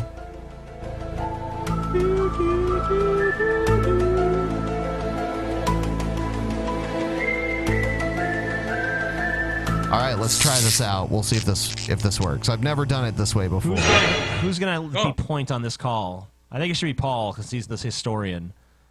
I almost want you. I almost want to see I don't you know if call. He can hear me though. Can he hear me? He should be able to. You should call him as him. We're sorry. You have reached a number that has been disconnected or is no longer in service. If you feel you have reached... That's garbage. Maybe Brett couldn't handle it anymore. We'll see. We'll keep trying. It'll be back. Maybe it'll be active again at some point. Rest in peace. Try again at the end of the show. Yeah, that sucks. Darn, this whole... Remember when I told you that it was going to be okay for me to publish our public phone number? It started to get a little out of hand. The Chinese buffet down the corner called me yesterday, complaining about how many shrimp and crab legs we ate. We need to go underground. We need to take this shit dark, Dorn. Change our number. Yeah, I feel sorry for whoever gets that number next. Yeah, that is going to be that's pitiful. I would change it almost immediately if I found out. All right, so do you want to play a little bit of Brett Keane? He's been doing these weird hangouts, but they're not hangouts. They're something else. They're on some other website. Okay. And the funniest thing is that the thumbnail for this video has Paul in it. I'm like, oh, was Paul on Brett Keane's hangout? And I went and looked. I scanned through the whole fucking thing. Paul's not in it once. No, I don't even think I come up in it as a topic. Like, I skimmed it too. That just to is. See, like, am I a huge salient topic in this hangout? Nope. I don't even think my name gets mentioned. It's just like, well, what's hot in the streets right now? Paul Zigo's big ugly fucking face. Let's use that as my thumbnail. Yeah, basically. He's just trying to get views there. Oh, that's pretty sad. Yeah. All right, we'll watch a little. I don't want to watch too much of this shit. Okay, all right. Do you want to just skip it? No, we can watch it. All right. So, do you still play guitar? Hey, Brett. We'll skip this guitar. You want to play Fuck something you, for guitar us? person. No one wants that. Oh.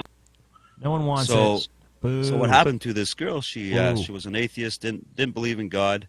I got to be honest with you, Ben. If this is a typical Brett Keane hangout, you're gonna play fucking hell trying to find a single entertaining thing in it. Like, he literally just beaches himself on the couch and lays there while other people come in, and he expects them to just drive the conversation.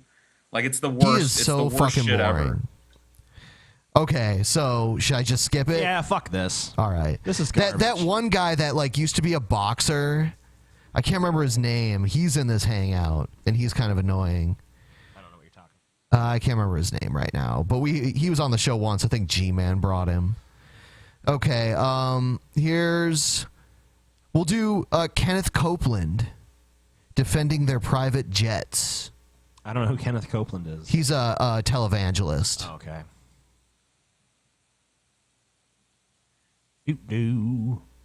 Yeah, fair use. Fair use clause. But first, before I read the scripture, Amos chapter 6. Brother Copeland, I was flying home from a meeting, and I had come out of a glorious meeting. I had just finished me and Creflo Dollar were preaching. Had a glorious meeting. Have you ever had a glorious meeting in your life? That's what I always say every time we have a meeting. I'm like, It was man, glorious. that was glorious. It was a glorious meeting. So good to have that meeting. Yep. Discuss all that interesting business stuff. So I guess when you're in the business of God, everything's glorious. For lack of a better way to say it, I was spiritually high. I said, people were saved, touched, and blessed. Spiritually got in the plane that God so Me graciously too. gave us. We're flying home. As I was going home, the Lord, real quickly, he said, Jesse, do you like your plane?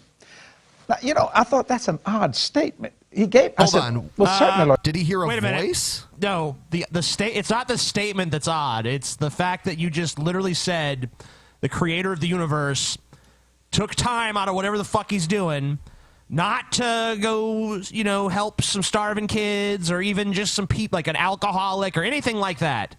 Not even going to help something. He's not even going to go help someone who's just like, Jesus, I want a Ferrari or something.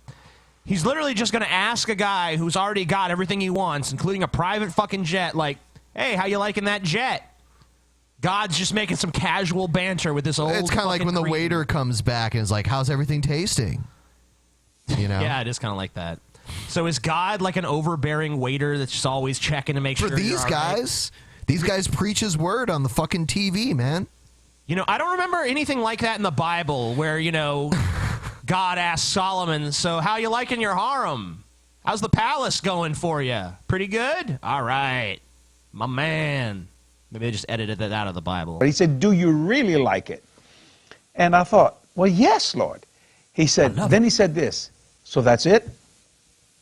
I didn't know how to handle it for a man. I went, "No, what? I want a bigger jet." I don't know how to handle talking to this magical voice that's just inquiring about my private jet. Like, I mean, like, if he was saying that it was anything but God asking him this, if he was like a leprechaun appeared and said this shit to me, 100% of people would be like, "This fucker is crazy." But because it's God, you know, there's a chunk of people out there like, "Yeah, this is legit." He said, "You're going to let your faith stagnate?" And when he said that, that shocked me. I went, whoa, wait. I literally unbuckled my seatbelt in my plane. I stood up. My pilots looked around and said, "Do you need something?" But I said, no, I'm talking to God right now. And he went back to flying. I said, "Lord, I don't think I was letting my faith stagnate." He said, "So this is all I could ever do." I said, you're trying to tell me something." He said, "Go to the book of Amos." So if you're at the book of Amos, I want to read the scripture. Oh, okay. So God's telling him to read stuff from the Bible. It's like, why doesn't God just tell him whatever he wants? Why? Oh, yeah, that's like or debating someone or like talking to someone. They're like, "Go back and watch all my YouTube videos." You know, he's like, "Go back and read the book that they wrote about me back in the day." Yeah, God's too lazy to express shit again. He's like, "Yeah, I already wrote this shit before. Yeah. Go check out, read Jeremiah. Yeah. Read Jeremiah." It's like, oh. May I interrupt you there Yes, for sir. a second? I You don't could have done that understand, on an airline. like the people that watch this shit, like they're a whole different ball of wax. But like to actually do this, to actually sit down and like fantasize in front of an audience of thousands of people about an imaginary conversation that you didn't have, telling you to read a fucking book that doesn't mean anything. Like, what the fuck? Like, what kind of crazy fucking world is this? Like, where this person makes money doing that. I was sitting there the other day, though, and it was kind of similar to this. Kind of relates back to this a little bit. Atheist God started talking to me. Atheist God. Yeah, and he told me, you know, he's like, "Hey, TJ, how you liking your house and shit?" I'm like, "I guess it's okay." He's like, "You guess it's okay, huh? Well, you need to turn to page 146 of the God Delusion and read that shit." And I did. I went and I read it, and I found inspiration there. You know, but that's rational because that was the atheist God. This is the Christian God, which is fake. No, sir. No way. Stand up and say, "What'd you say, Lord?" No. Okay, no, yeah. And the guy sitting over there saying, "What the hell does he think he's doing?" You can't do that. You can't do that. No. Why can't you? This is so... If you're going to believe in this kind of stupid shit, you might as well go all out with it and embarrass yourself a little. Porter, and those of you that are just now coming into these things, in the first place, Jesse and I and others, Keith Moore and Creflo and all of us, the world is in such a shape we can't get there without this. That's right. We've got to have this. We would have the mess. Yeah, it's impossible to expect you guys to take like commercial flights and shit. That'd be ridiculous. There's not commercial flights to places. The only way you can even get places is in a private jet. Everyone knows that. That the airlines are in today, I would have to stop. I'm being very conservative. At least 75 to 80, more like 90% of what we're doing, because you can't get there from here. It's impossible. So and this was such a good illustration. Without a private jet, travel is impossible. Just can't happen. Everyone knows that. The state of the airlines, I mean, they might have to wait in security for like an hour.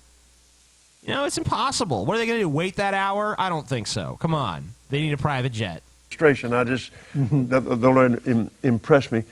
That's why we're on that airplane. We can talk to God. Glory to God. It's true. It's when I was flying for Oral Roberts. He's a lot more fun to watch if you just imagine him playing with an imaginary pair of breasts the whole time he's talking. Because he's always going like this and like this.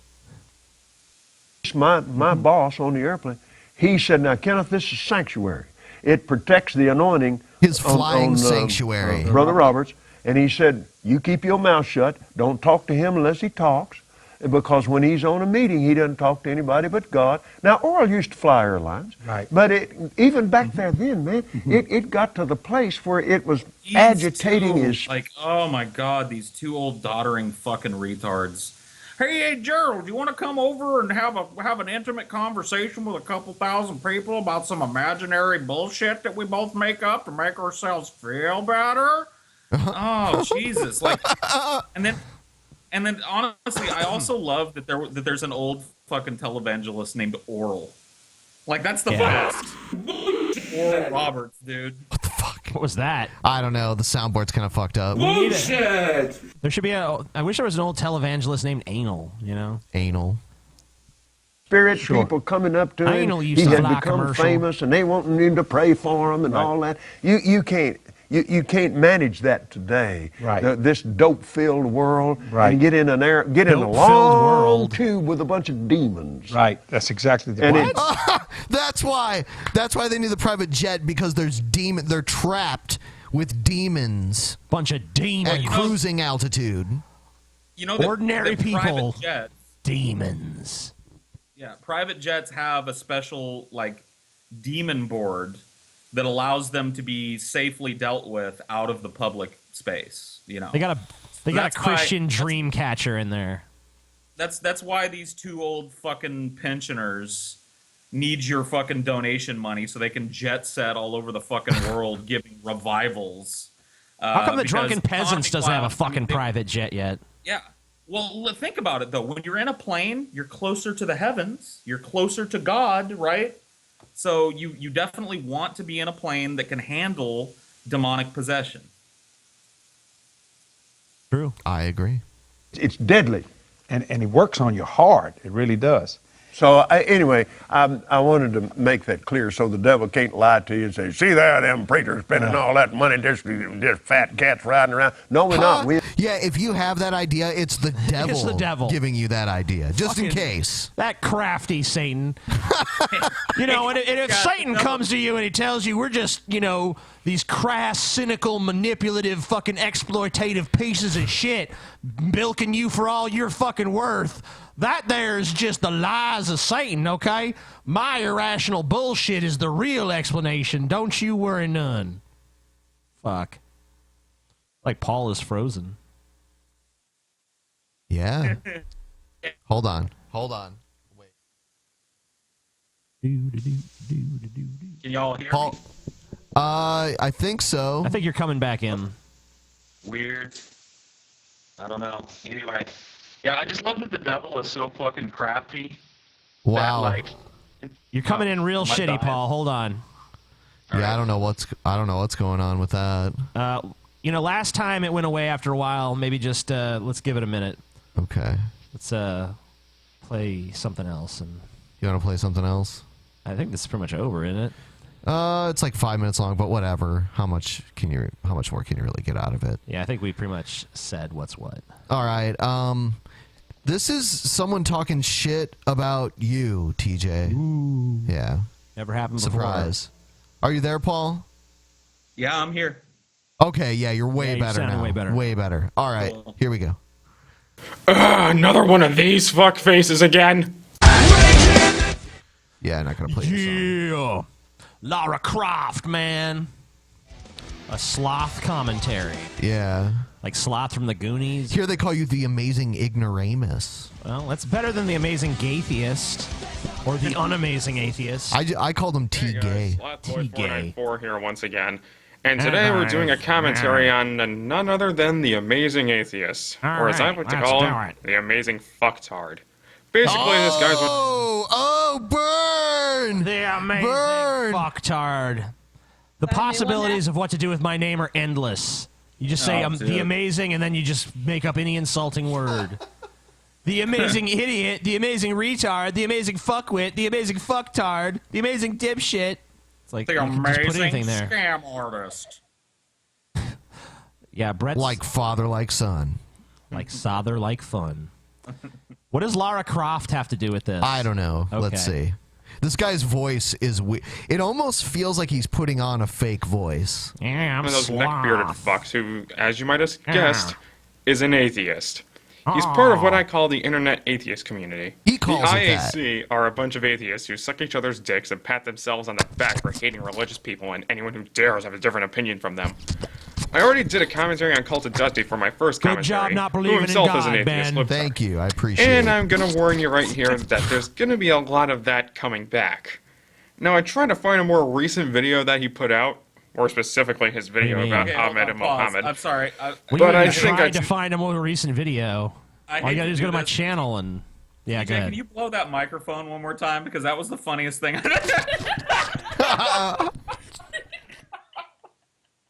Oh, Jesus. Oh, no. Okay. Stay away from that okay, one can we because go I'm back pretty to sure this I'd blow a piece of shit gasket now? watching the amount of retardation that video probably holds. Then I stumbled upon this video, titled Women Are Not Smart. Okay, what the fuck does Lara Croft have to do with this? Just I don't get listen it. to what he Yeah, you're said. right. But he just keeps going on This Lara fucker Croft is an clips. anti-feminist and pretty much uses the straw man fallacy that feminism is stupid because all Strawman. the problems they try to fight happen to men too. I know this video's aged and I promised fresher and newer material, but believe me, I'm working on it. Maybe throw some McChrist my way and things will look up for me then. I think I've spared you enough exposition. Let's watch. Oh! TJ is back, motherfuckers! Oh yeah, represent, bitch! Dude, I want to kill you as it is. Don't make it worse for yourself. Oh, he wants to kill you, TJ. I want to kill you as it is. All right, sloth faggot, come kill me. I want to kill you as it is. I'm gonna kill you. You're gonna die. Even if you were like right in my face, like I'm gonna kill you now, I still would not even be slightly afraid, or even I wouldn't even be nonplussed. I'd literally just like push you aside and go to my fridge for some fucking milk or something. Women and are not. to be honest, like, if we're all honest with each other, I'm going to kill you is now internet speech for I'm going to make half a dozen really boring videos directed at you. Like, that's the internet version of killing. Art. And the title is obviously incendiary, and it's there for two reasons. It's there like a bug zapper to attract two particular types of people. One, the angry, misogynistic, internet loner guy, probably identifies as an MRA. He sees the title, Women Are Not Smart, and he chuckles to himself. Damn right they're not. I'm gonna watch this video and revel in the stupidity of women because all those women rejected me in high school, and I'm fucking pissed. Oh, you mean like you? And the other group of people I'm trying to attract are the feminazi cunts. Good job. You're who right. hate Like men, me. Who think men are pigs. Like me. Who just So relish when a video like this comes out so they can pounce on it and talk about how it's indicative of how misogynistic and patriarchal our culture still is. You're accomplished to attract far more than that. I'm neither a men's rights asswipe nor am I a feminazi. However, Yeah, you I are. am a firm believer in female empowerment. So if you're really only limiting yourself to demographics to just two people who are either carbon copies of you or are completely adverse to you, then congratulations. You're preaching to the choir while at the same time forcing a stake down the throat of vegans. You, sir, fail hard. Vegans? But vegans? Yeah, where did that come from?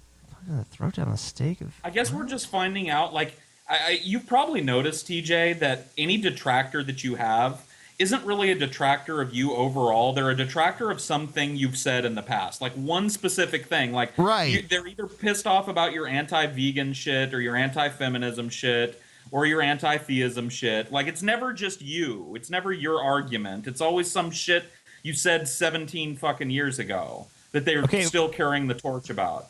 The whole thing is, I don't understand where he's coming from because the whole point of this video is just, I mean, maybe he'll address it, I guess. Let's take a look. Hold on. All right.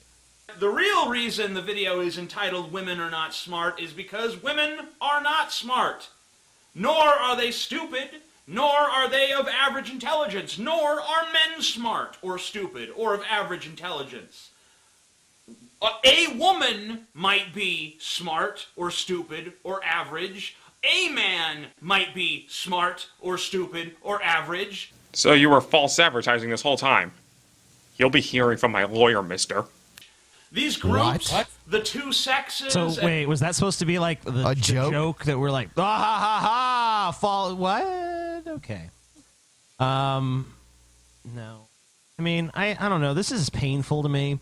It's not painful because he's attacking me. It's painful because he's, like, desperately failing to address the points I'm making. And it's just really fucking sad. And I'm like... I mean, I hate when I get to that point where I start to, like, pity someone. Like, I'm, like, feeling, like, empathy towards him. Like, oh, my God, he's out there with this shit. Like, this guy actually put this out there as a video. Like, I feel really bad, you know? Towards you. I mean, but I don't even care if it's towards me at this point, you know? I mean, like, this video is just embarrassing on every level.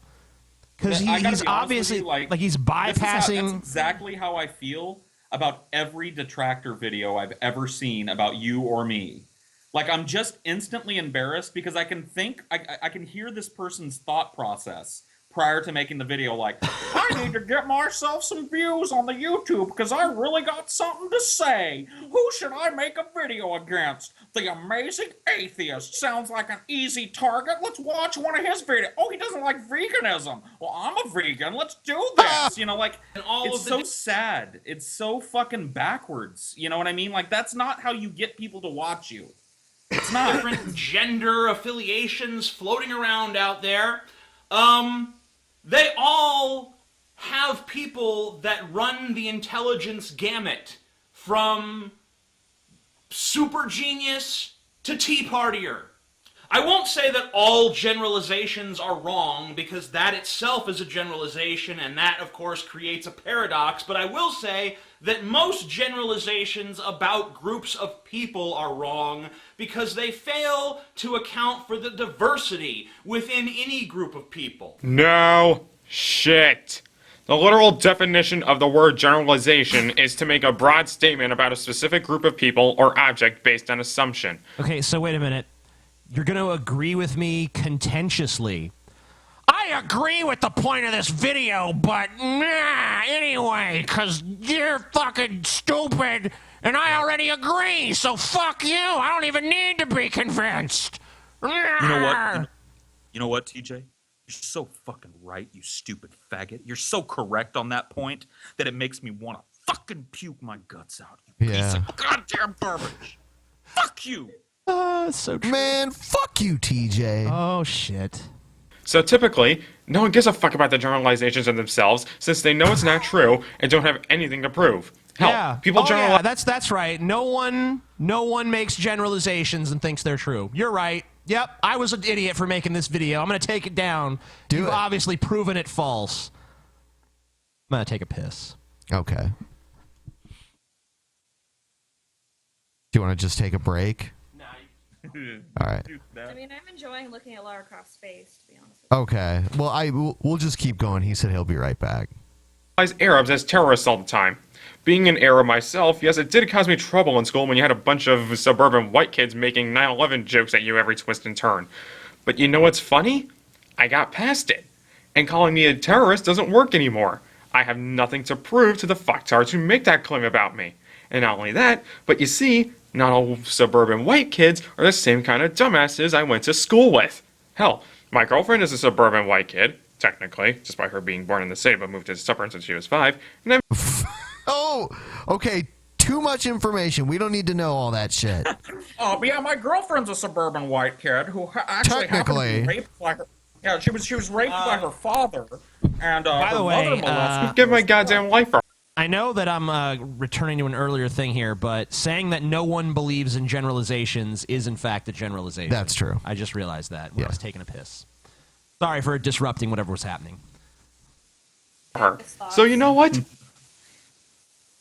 Fuck the generalizations. Why are you getting so worked up about it? Like, I'm a male, and Dick Cheney is a male, but that's about where the similarities end. I mean, we both have penises and testicles, and I've seen pictures of his dick through his pants, and wow, it's bigger than mine. They named him Dick for a reason, but that's a total aside.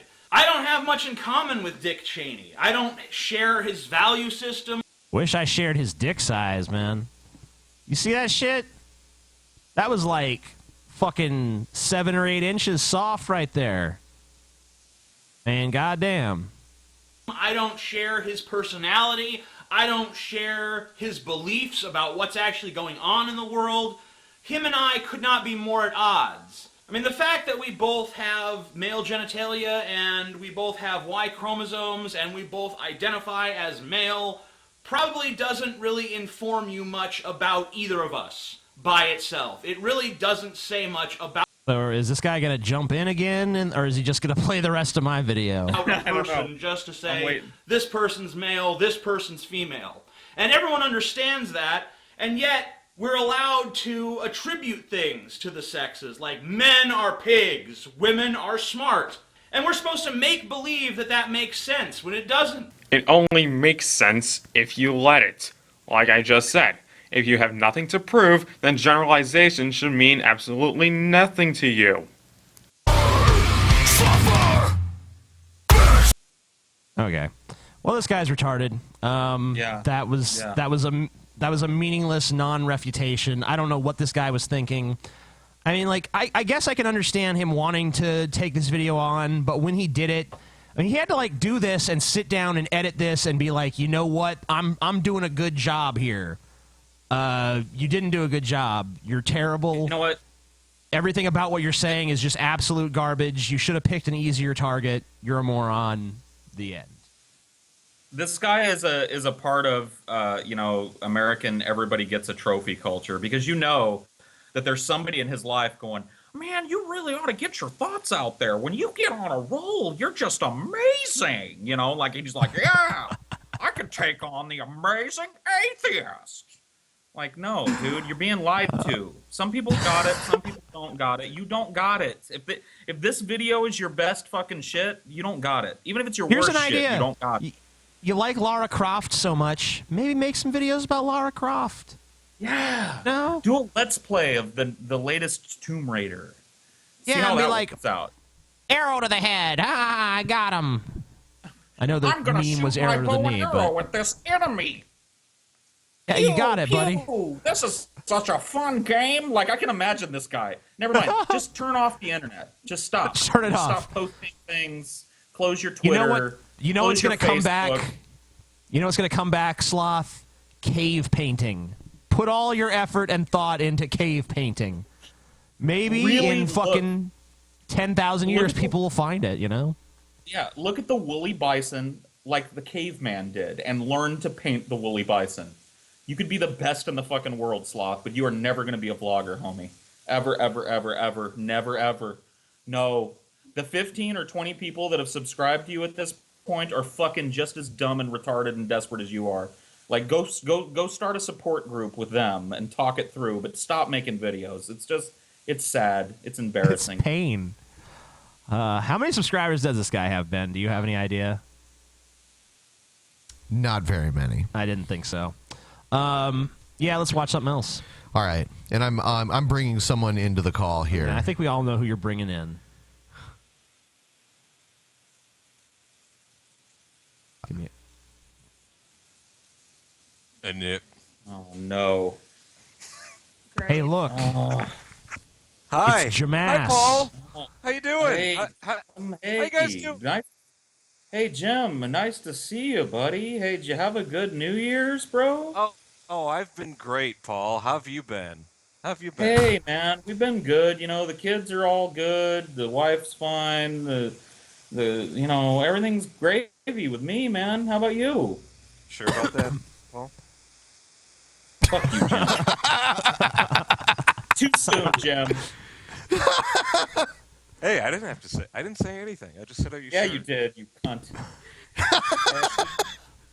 Hi, Ashley. Hi, I'm Jim. Hi. Nice to meet you. She fucking hates you too, Jim.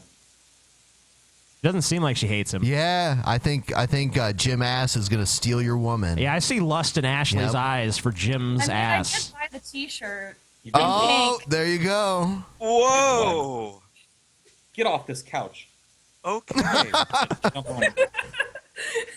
Breaking news. Jim. Here I on bought the a Drunken Peasants t-shirt. podcast. I bought a Dynor.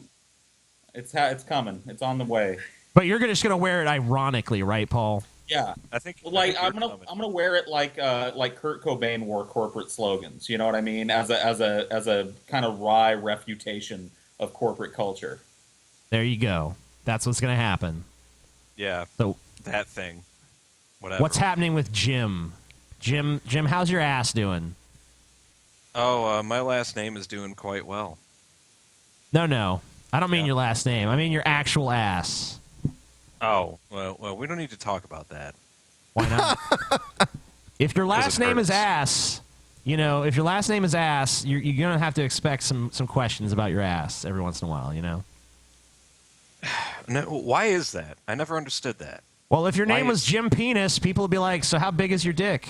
But it's Jim Ass, so... No, they wouldn't say how big is your dick. They would say how big is your pee-pee. Okay, sorry. I was mistaken.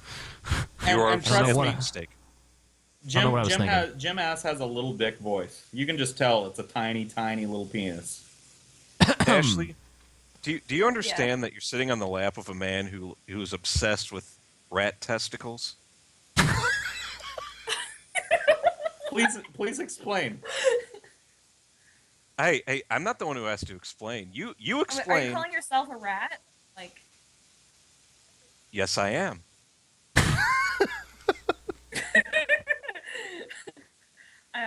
So he did tell you. It's time to play a video, Ben. All right. Yeah, okay. I'm going to play this one. Todd Starnes reported this from Fox News. Melissa Klein was checking her bank account just a few weeks before Christmas when her face turned completely white, or turned gray. How ironic is it the that money I was mentioned rat testicles and you play this guy? Yeah, Caden Cowgirl. Caden, rat testicles. Good one, Jim. Gone. Every single penny. Yeah, Jim. Oregon's you Bureau- are absolutely smoking hot on fire tonight, bro. Please keep bringing the heat. Dude. When are you taking this show on the road, Jim? My God. When are you going to hit the clubs and fucking get some buzz going about Jim Ass, you fucking loser? My rhymes are so hot, I'm breathing fire. What? Jokes. of Labor and Industries had confiscated all the cash in Mrs. Klein's checking account and savings account, as well as a special account set aside for their... I'm sorry, what is going on? There's some kind of account shit? Church tithe. For their church tithe. Holy the money's shit, been taken angry. away. Yes, friends, the state of Oregon stole the money meant for our Lord. Mrs. Klein and her husband... Oh, yeah, because God needed the money. You know? Yeah, God's God up there. who created all things needs your money. Okay, let me ask this question. Damn If the it's state. God's money and the state stole it from God, like, why didn't God just stop them?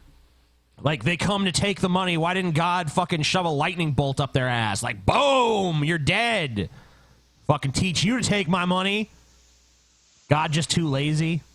Seems like God, if he wants money, he can make money. You know, he could just fucking have a pile of money. Why would God need money in the first place? He's God. Yeah, that's the whole thing. Like, why would God need to make money? God can make anything happen, right? He could just solve the problem with a snap of his fingers. Remove the middleman. God needs another $1 billion mansion. Don't prevent God from buying more shit. God's like a trap rapper. He's got all this like gold bling and shit and a fucking Maybach, and he fucking lives in the Beverly Hills mansion somewhere. Motherfucker, don't give me my money, motherfucker. I'm God. God is bitch. on Cribs. He's like, yeah, I got a TV in my bed, in my pillow. I got TVs everywhere. Hey, 4K man, TV. What up? Welcome to my crib, yo. I have a Hey, 4K what up? TV It's installed Yahweh. in my bitch's Yahweh. ass. Hey, yo, motherfucker. Right up here, hey, right up here on the wall, you see that right there? That's an infinity-inch, infinitely thin plasma TV, nigga, because I can do anything I want. Anyway, let's go over to the refrigerator. Not that I need a refrigerator to keep my shit cold, but I keep up appearances here. You know what I mean? Yeah, it's Hey, Yahweh no. or the highway. You know what I'm saying. Hold up. Hey, check out my bathroom. You see, I filled this bathtub with water. Now, hold up. Check this shit out. Look at that. Oh, look, now it's wine. Bathtub full of wine. Fuck that. Wait. Bathtub full of crystal. Hold up. You ain't impressed by my bathtub full of crystal? Bam! Now it's full of bad bitches. What? What? You didn't think I was God? Bad bitches. Did I mention Oh, it's you the think these size of the Atlantic Ocean? Yeah, I bathe in a fucking bathtub the size of the Atlantic Ocean. Hey, you think these It's been bitches Eric. come from heaven? No. I brought these bitches from hell, motherfucker. Right over here is my museum. It's where I keep my log that I made that's too heavy for even me to lift it. Yo, wrap your head around that shit, nigga. That's a heavy-ass log. This has gone from something that this teenage fucktard is talking about to a God Cribs episode. Are devout evangelical Christians who owned a mom and pop bakery shop. Sweet Cakes by Melissa. In July, they were ordered to pay more than $135,000 in damages to a lesbian couple after they refused to bake their gay wedding cake. The Kleins objected because of their religious beliefs. The judgment was awarded to the lesbians for emotional suffering. Emotional suffering. The lesbians. Okay, well, they lived in a state where there was anti-discrimination laws for gays and lesbians. That was the law. So, they broke the law. They paid the fine. Maybe, here's an idea, they should have just baked the cake. Because guess what? Baking a cake for someone is not an endorsement of their fucking lifestyle. If a fucking junkie goes into McDonald's and orders a cheeseburger, and you can't, the fucking clerk just you can't have a cheeseburger because I don't approve of your fucking lifestyle. It's like giving this guy a cheeseburger is not like an endorsement of him fucking shooting up or some shit. All right? Just because you provide a good or service for somebody when you fucking publicly offer that service, that doesn't mean you're fucking endorsing every aspect of their fucking lives. So why don't you just bake them the fucking cake, you morons? Then you wouldn't have had to pay $135,000. I mean, would they believe it? Fine. Would they believe it the other way around? Like, if they go to a convenience store where the owner's a Muslim, are they supporting Islam because they give him business? They probably would think like that. This store is owned by Muslims. I go even farther with the cake shit. I think that if you're going to be a cake decorator in this country, you're going to put yourself out there hey, I do cakes, and I'll put anything on a cake. Then I should be able to come in and get an upside-down burning cross with Jesus getting head from Mary Magdalene and Satan butt-fucking God. I should be able to order any fucking thing I want, and you shouldn't be able to say no. If no is in your vocabulary, nigga, you in the wrong business. You need to stop making cakes. Get into loan processing. That's a place where you get paid to say no. Cake making ain't it. I want to go into a cake shop and hope that every time I walk into any cake shop, somebody goes, "Hey, I bake cakes, and I'll put anything you want on a cake." I just want them to say that every time I walk into a cake shop. That would make my day. What the fuck? I bake cakes. $135,000 worth of emotional suffering. I really pissed this motherfucker off. Yeah, he's angry at you, Jim. Yeah, Katie Calvert really does have the fake righteous indignation worked up tonight. Look at the wheels turning in his head. How do I look madder? I know I'm a smooth-faced little teenage boy with a voice of gold, but how do I look real angry? How do I sound real mad about these lesbians that got pain and suffering money because somebody broke the fucking law? He's pissed off because he keeps having to look at his own website right next to him. Yeah, Picture of him his own smiling. website is always on there. I don't think Maybe I should be more angry on my website banner. I wonder what he's thinking right now. If you could pinpoint, let's do this. Let's go around the room. Everybody pinpoint the thought that you think is going through Cal Cunt's mind right now. Look at the look on his face. Look at the pensive nature. I already know what he's thinking. What? There's vomit on my sweater already. Mom, spaghetti. Oh, God. That's what he's thinking. Weak mom, spaghetti on my sweater already. Spaghetti, I can't even caption this. I really can't even imagine what's going through his mind. I know exactly what's going through his mind. What is it? I cannot believe I paid $110 for that absurd "Don't Tread on Me" flag behind me. That's $110 that I'm never going to see again for this stupid fucking yellow "Don't Tread on Me" flag. Who the that nobody fuck pays is any attention to? Who the fuck is treading on him, honestly? Like, what? I see those flags all the time. They're usually, like, in front of nice houses and shit. You know what we should do? Whenever we see a house with a flag like that, we should go in and tread on them. Excuse me, I'm here to tread on you. Does that mean you walk on them? I don't know. What is treading? I'm going to look it up. Stepping. Fucking It's tread. like, don't step on Just it. a few weeks before Christmas. So it's just walking on him, right? You know what I think's going through his mind right now? Red. What? Rush Limbaugh in a bikini. It says walk in a specified way. So we have to walk in a specified way on top of him. Is that like a big problem for him? Like before he bought that flag, where people like come into his house, pushing him down, and like walking on top of him in a specified way? You can see. Take a look at where he's got the flag. He's not hanging it up promptly.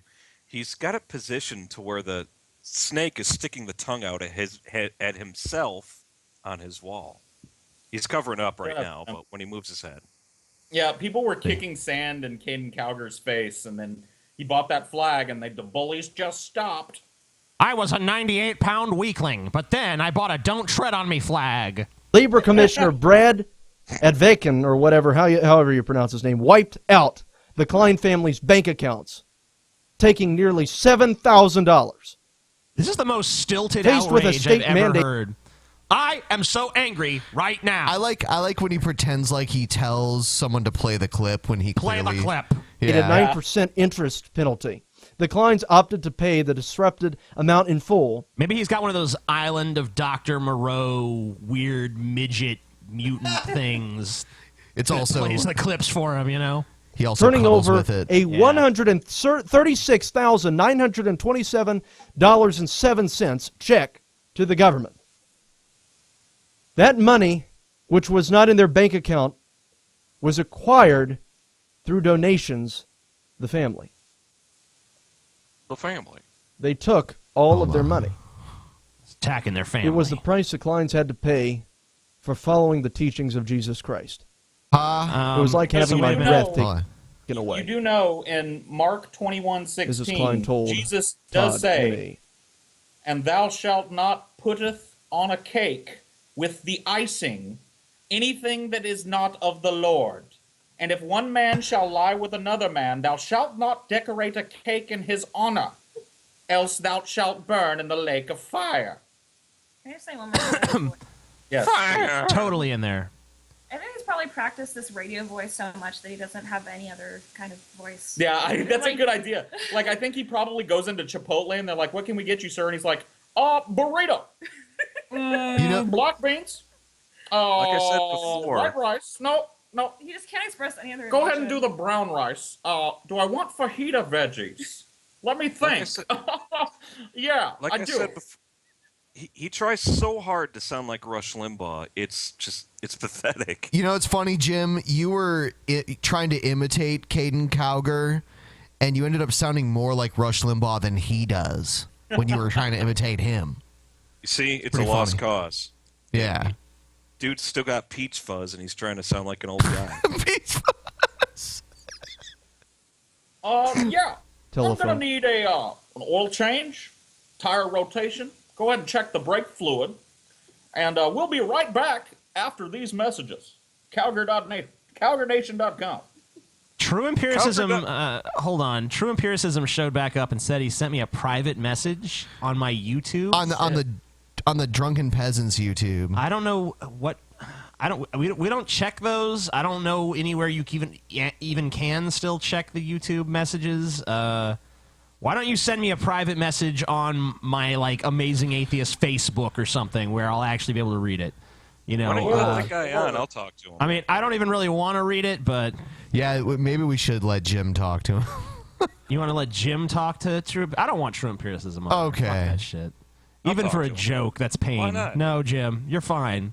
Jim, if you want to fucking work out some private shit No, with True that's not gonna Empiricism, happen. you go ahead, but we're not doing it here. I will only talk to that guy if he's on the Drunken Peasants podcast. Yes, of course. Okay.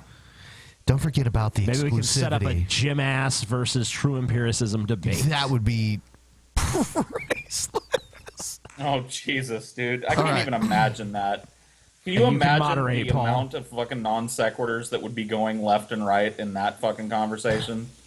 Yes. Yes, I Some can. people's head may explode. I've seen some shit. I've seen some shit that he wouldn't believe that I've seen. He'd be like, listen, Jim Ass, the cytochromic acid is a compound that only exists in DNA. So it cannot have been created from outside elements. It had to be synthesized in order to create DNA. And Jim would be like, Fireball Z! Yeah. You know what? That's it. Maybe we don't need to have it because Paul just explained it right there. Yeah, pretty much. All right, so we're going to do one more segment before we do story time with Paul. Bull puss.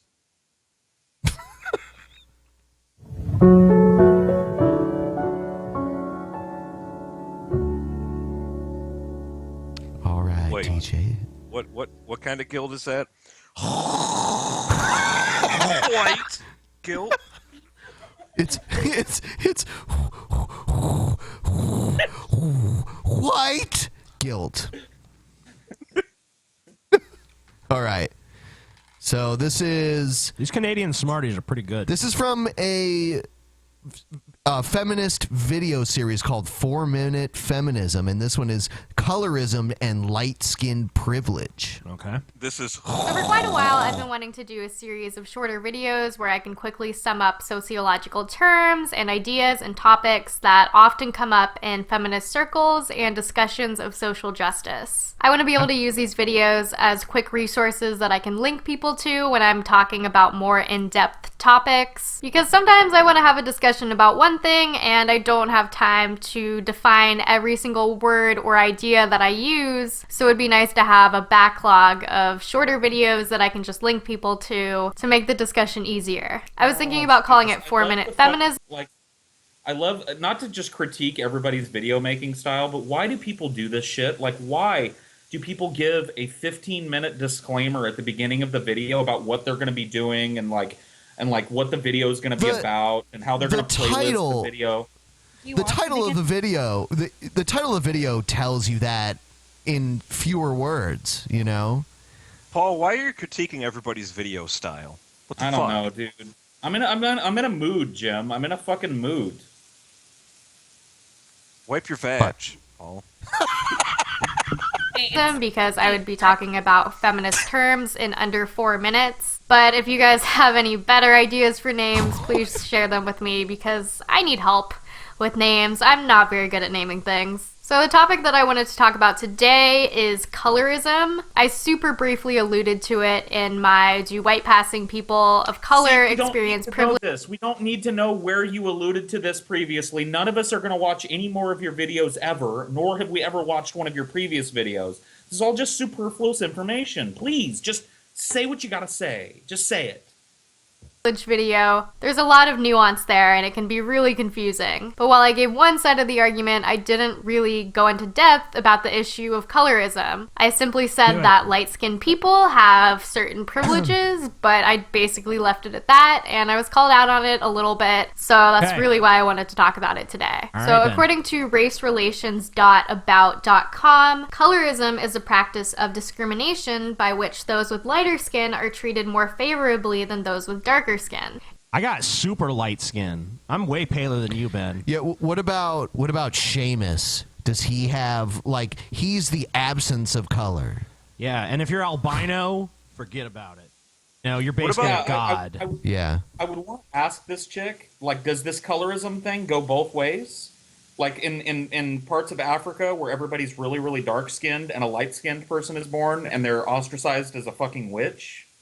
Does it go that way too? Can a dark-skinned person be colorist against a light-skinned person? No, Paul. Or is your movement just going to eat itself now? No, Paul. Listen. White people don't count. Anything with white people doesn't count. All right. What about when you have a big shiny reflection from the big-ass ring that's stuck to your nose? Like this girl. Reflective nose ring privilege. That's racist. Don't you make all your girlfriends get nose rings so you can lead them around the creepy fucking sex dungeon in your basement? I make them get puss rings.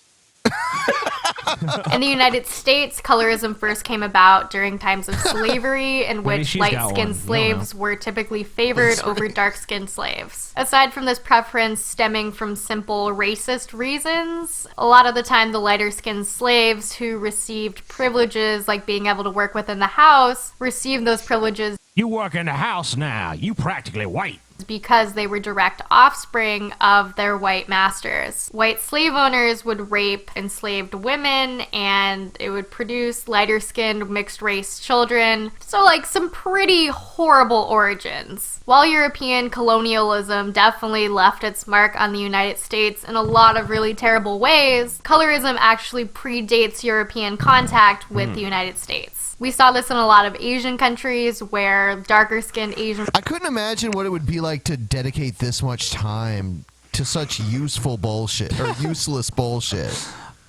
I think you're looking at it all wrong, Ben. This is just an alternative to Ambien for people who have allergies to it and stuff. They just watch this video, and it puts... At least with Ambien, you have the extremely frightening nightmares that are entertaining. Well, I hear that her... feminist babble kind of induces similar nightmares. I see. Where you're being chased by a horde of big reds, you know? Oh my god. I'm reading, fuckface! Ah! Mr. Entitled! I think you've explained it perfectly. She's on Ambien while she's making this video. She has no recollection of it. She's actually asleep. When she's awake, she's actually really nice and not a feminist. Yeah, and then she wakes up, she's like, oh my god, did I just make a video about colorism? Colorism. By the way, everyone, we've peaked out at 4,548 tonight, and usually that'll go up a little bit after the stream has ended, so it'll probably be up to like 20,000. Now probably close to maybe like 4,700. 20,000. Those are the 850 people that bought my shirt that didn't know that I was coming on. Oh, shit. You want to shill your shirt at all, Jim? Buy the Dino shirt, please. Give me more money so I can pay money to the Drunken Peasants podcast to be on this podcast. Sweet. Absolutely. And, Jim, we told some people, you know, if they come to our meetup in California, we may have a Dino t-shirt signed by you to give to a lucky fan in the crowd. How does that sound? Actually, more than one. Several, but... Yeah, sure. Whatever. So, Jim, can I ask a question? Like, why aren't you coming to the meetup? You're rich. No, can't you can't ask a hop question. fucking jet? Fuck off. No, fuck you. You can't ask a question. Can't ask shit, Paul. Hey. Because I hate Los Angeles. Oh, man. I'm sorry for all my fans that live there that bought a Dino shirt. I love you guys. And I love Los Angeles because of you guys. But I hate Los Angeles. Motherfuckers. Yeah, Jim likes Pittsburgh. That's his favorite place. Yeah. That's Schittsburg. Yeah. Yep. Steel. Yeah. He likes steel. I love steel. All right. I guess... Jim, you're such a fucking dumbass, dude. All right. Here we go. Storytime with Paul. All right. Yeah, I gotta sit up for this shit. Okay. Oh, you gonna tell a story? Yeah, man. I'm gonna try to, but you're gonna do that hilarious shtick where you like interrupt me with a non sequitur every 15 seconds until we boot you. One. Oh, Jim. I don't know what you're talking about. I just want Jim, to you're listen. like the Fonzie of the Drunken Peasants. You're the crazy breakout character. You know that? Hey, you got your taglines. Hey, bull puss. Oh, and the crowd goes wild. Fireball Z. Judas Fireball Priest. Z. So, what I was going to try and talk about tonight before Jim interrupts me 17 times till you kick him was alcohol. We covered alcohol as our favored drug of the show, right? Yes. The drug of the I thought day. I'd talk about briefly another thing that happened to me on alcohol once. It was at my mom's wedding, which, you know, I hate to involve my mother in all my alcohol stories, but I think she is involved in most of them. This one was at my mom's wedding, and there was an after party. You know, there was a reception where everybody at the wedding got drunk, and then there was an after party where just like a core group of cool people got to come to get more drunk. Did you get drunk too? Did you get drunk too, Paul? You drank? I did. Yes. Oh, yes, nice. Jim. Oh, yes, cool. I did. I drank. Hey, Jim. I drank a whole lot of tequila. Shut the fuck up, Jim. Yeah, Jim. Keep your fucking dino shut. Piece of shit. Okay. I can't. I drank can't a whole help lot of but tequila. All right, fucking Jim. I'm sorry. I'm sorry. I will Apologize stop. again. Apologize I'm to the sorry, people Paul. watching the show who are just trying to listen to Storytime with Paul and then move on to something else. Apologize. I'm sorry, people, for listening to Storytime with Paul, and buy my Dino shirt, please. Okay. Apology accepted. So I was Move at my on. mom's wedding reception. I drank a lot of tequila. I got really drunk. I hit that point where you know that things are going to go poorly, like you've already drank too much, and I kept drinking. How drunk did you get, Paul? How drunk did you get? All right. Kick this faggot. All right. Kick this faggot. Goodbye. I can't deal with Jim. Jim's too hot for me. So anyway, I was doing shots of tequila, and then people kept making me do shots of tequila, and well, not making me, but anyway, I got Jim has thrown me off my fucking game. I don't even want to tell the story. Yeah, now, he's good at that. He's gone. No, I know, but he's listening. He's always listening. So I got really fucking tequila drunk. I'm out back. My head is spinning like this. I know I'm gonna throw up. So I, being the responsible drinker that I am, decide if you're gonna puke, you should do it somewhere where nobody has to clean anything up. The shower. I'm at my mom's house, so I go get in her shower. I get nice and naked, and I get the hot water on me, and I sit down in the shower.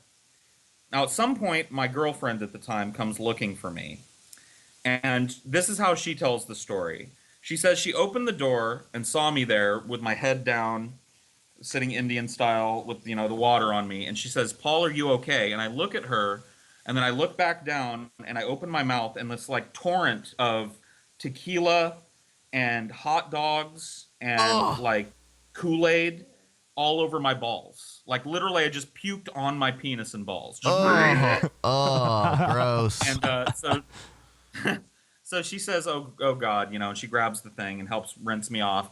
So anyway, she takes me to bed, right? And this is her. I blame her for this, not me, because she saw me vomit on my own testicles, so she knows the level of drunk she's dealing with. She apparently thought it would be a good idea to engage in sexual congress with me while I was, this fucking drunk, and allow me to go down on her. Now, that going down on a woman is a very particular situation. Like, you need to know what you're doing, what you're not doing. And I'm really good at it usually, but like when I'm drunk, I don't know what the fuck is going on. So she describes it like this. She's laying back enjoying, the Paul's ego ministrations. And I'm doing my business, and then all of a sudden she feels something she's never felt before. Kind of a rapid fire pressure like this. And then it stops for a second, and then there's a rapid fire pressure. And she said, "I kind of liked it at first, but it just kept going. And there was this weird pause in between them, and I was like, what is he doing?" And she says she looked up and realized what had happened. I had fallen asleep with my entire face in her vagina. And when I exhaled, it was making like a flapping noise as the air escaped the tight seal that her vagina had created around my mouth. So it was like...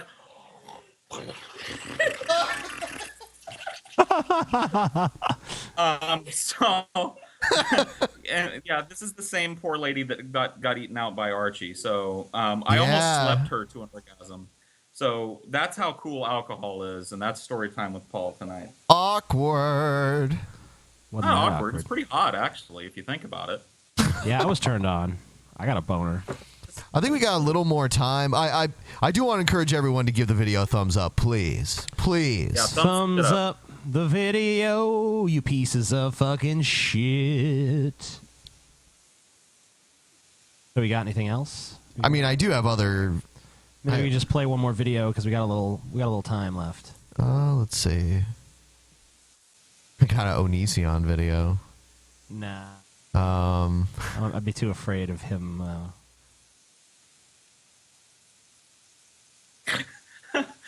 You think so? Somebody in the chat just typed queefiness prime. That's basically what it was. It was like the most just like flabby queef that ever got queefed.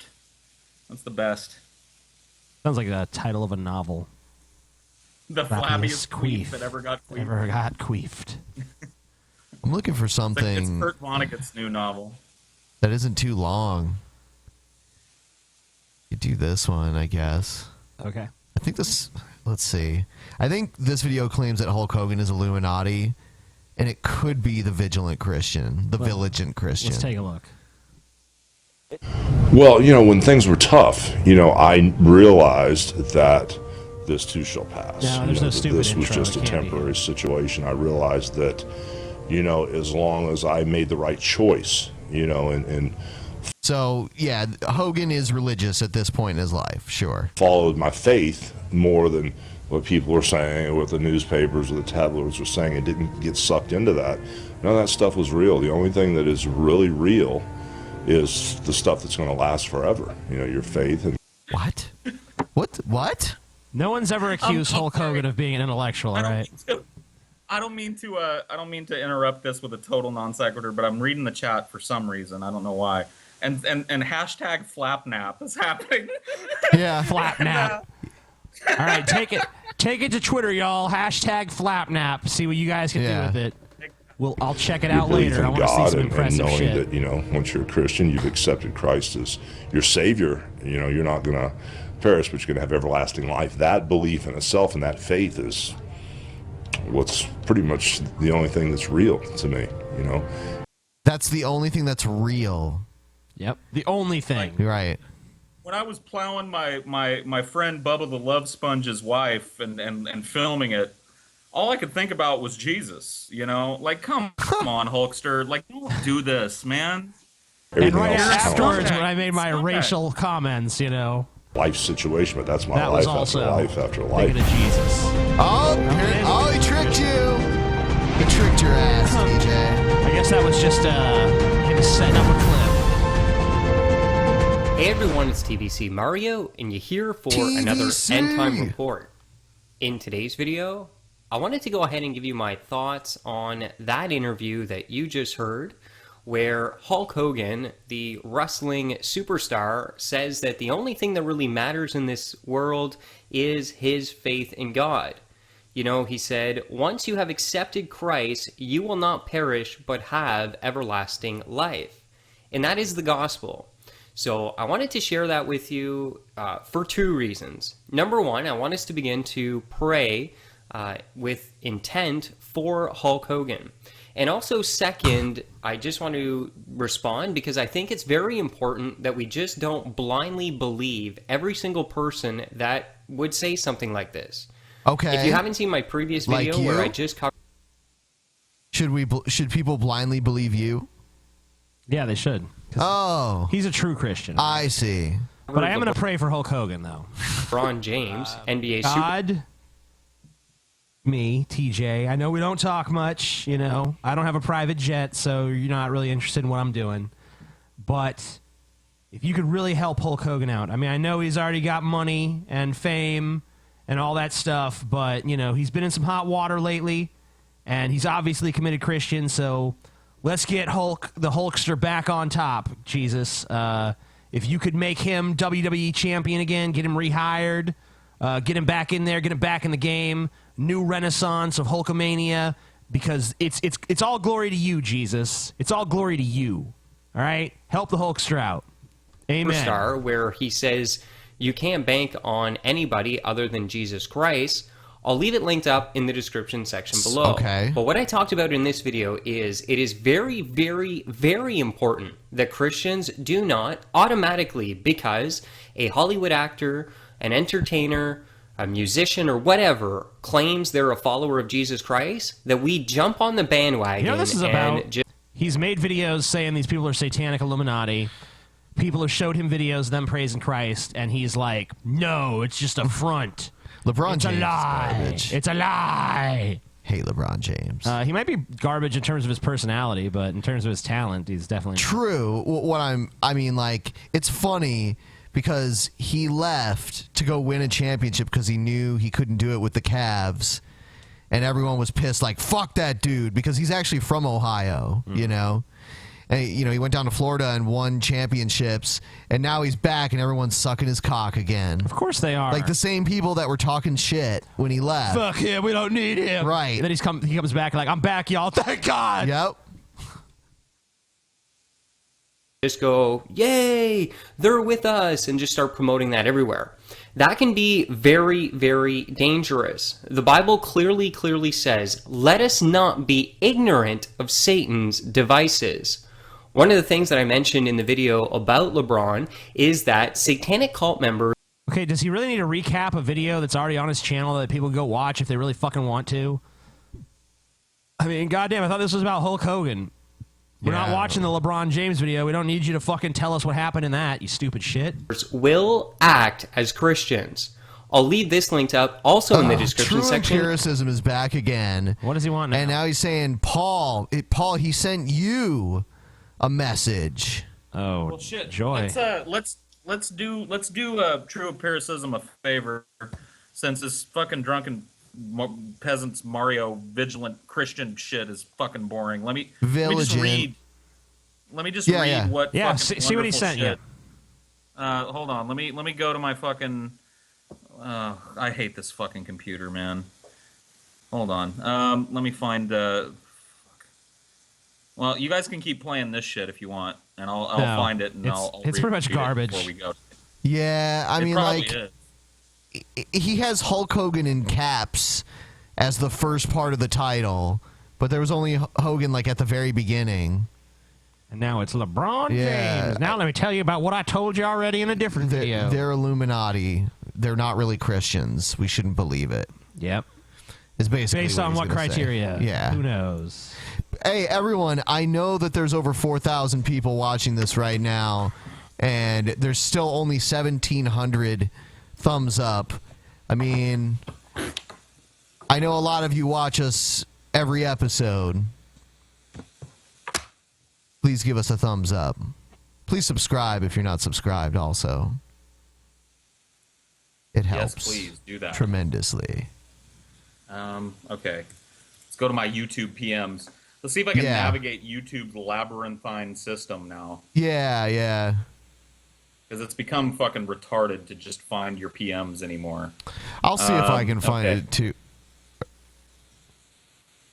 Over on the left, I don't know, dude. I don't know where to find these fucking things. Oh, you know that's what? what I'm saying. They're so hidden at this point. It's probably under community or something like that. Yeah, I get an email every time I get a PM, so I should have an email. Yep, there it is. True Empiricism sent you a message. Oh, what does he have to say? What does he have to say? Oh, he just wants me to add him to Skype. What a fucking retard. No, I don't have time to speak to you, True. I don't have time. He probably wants to come on the show. You send me a PM, okay, with the salient points of what you want to cover. And if I can get through the first fucking paragraph without falling asleep, I may send you a PM back. How's that? Let's start there and build our way up to Skype conversations. Yeah, and with me, if you want to talk to me, I don't check the YouTube inbox, so you got to write me on my fucking Amazing Atheist Facebook page, which is linked in every video. And I guess that pretty much wraps that up. Thanks to Paul and to his 11-year-old love slave Ashley, and to the amazing Scotty Cena, and to Ben, who runs the fucking show. Without Ben, nothing is possible. Well, thank you. To me. Good night, everybody. I mean, I really want to double down on that thank you to Scotty Cena. He carries every fucking show that he's on. He makes this easy, so thank you. Big round of applause to Scotty Cena. I can beat the fuck out of you with the bottom of my little finger. Yeah, why are you fucking up Scotty Cena? Why are you even touching him, bitch? You're not allowed to touch him. Fuck you, TJ. You're not allowed to touch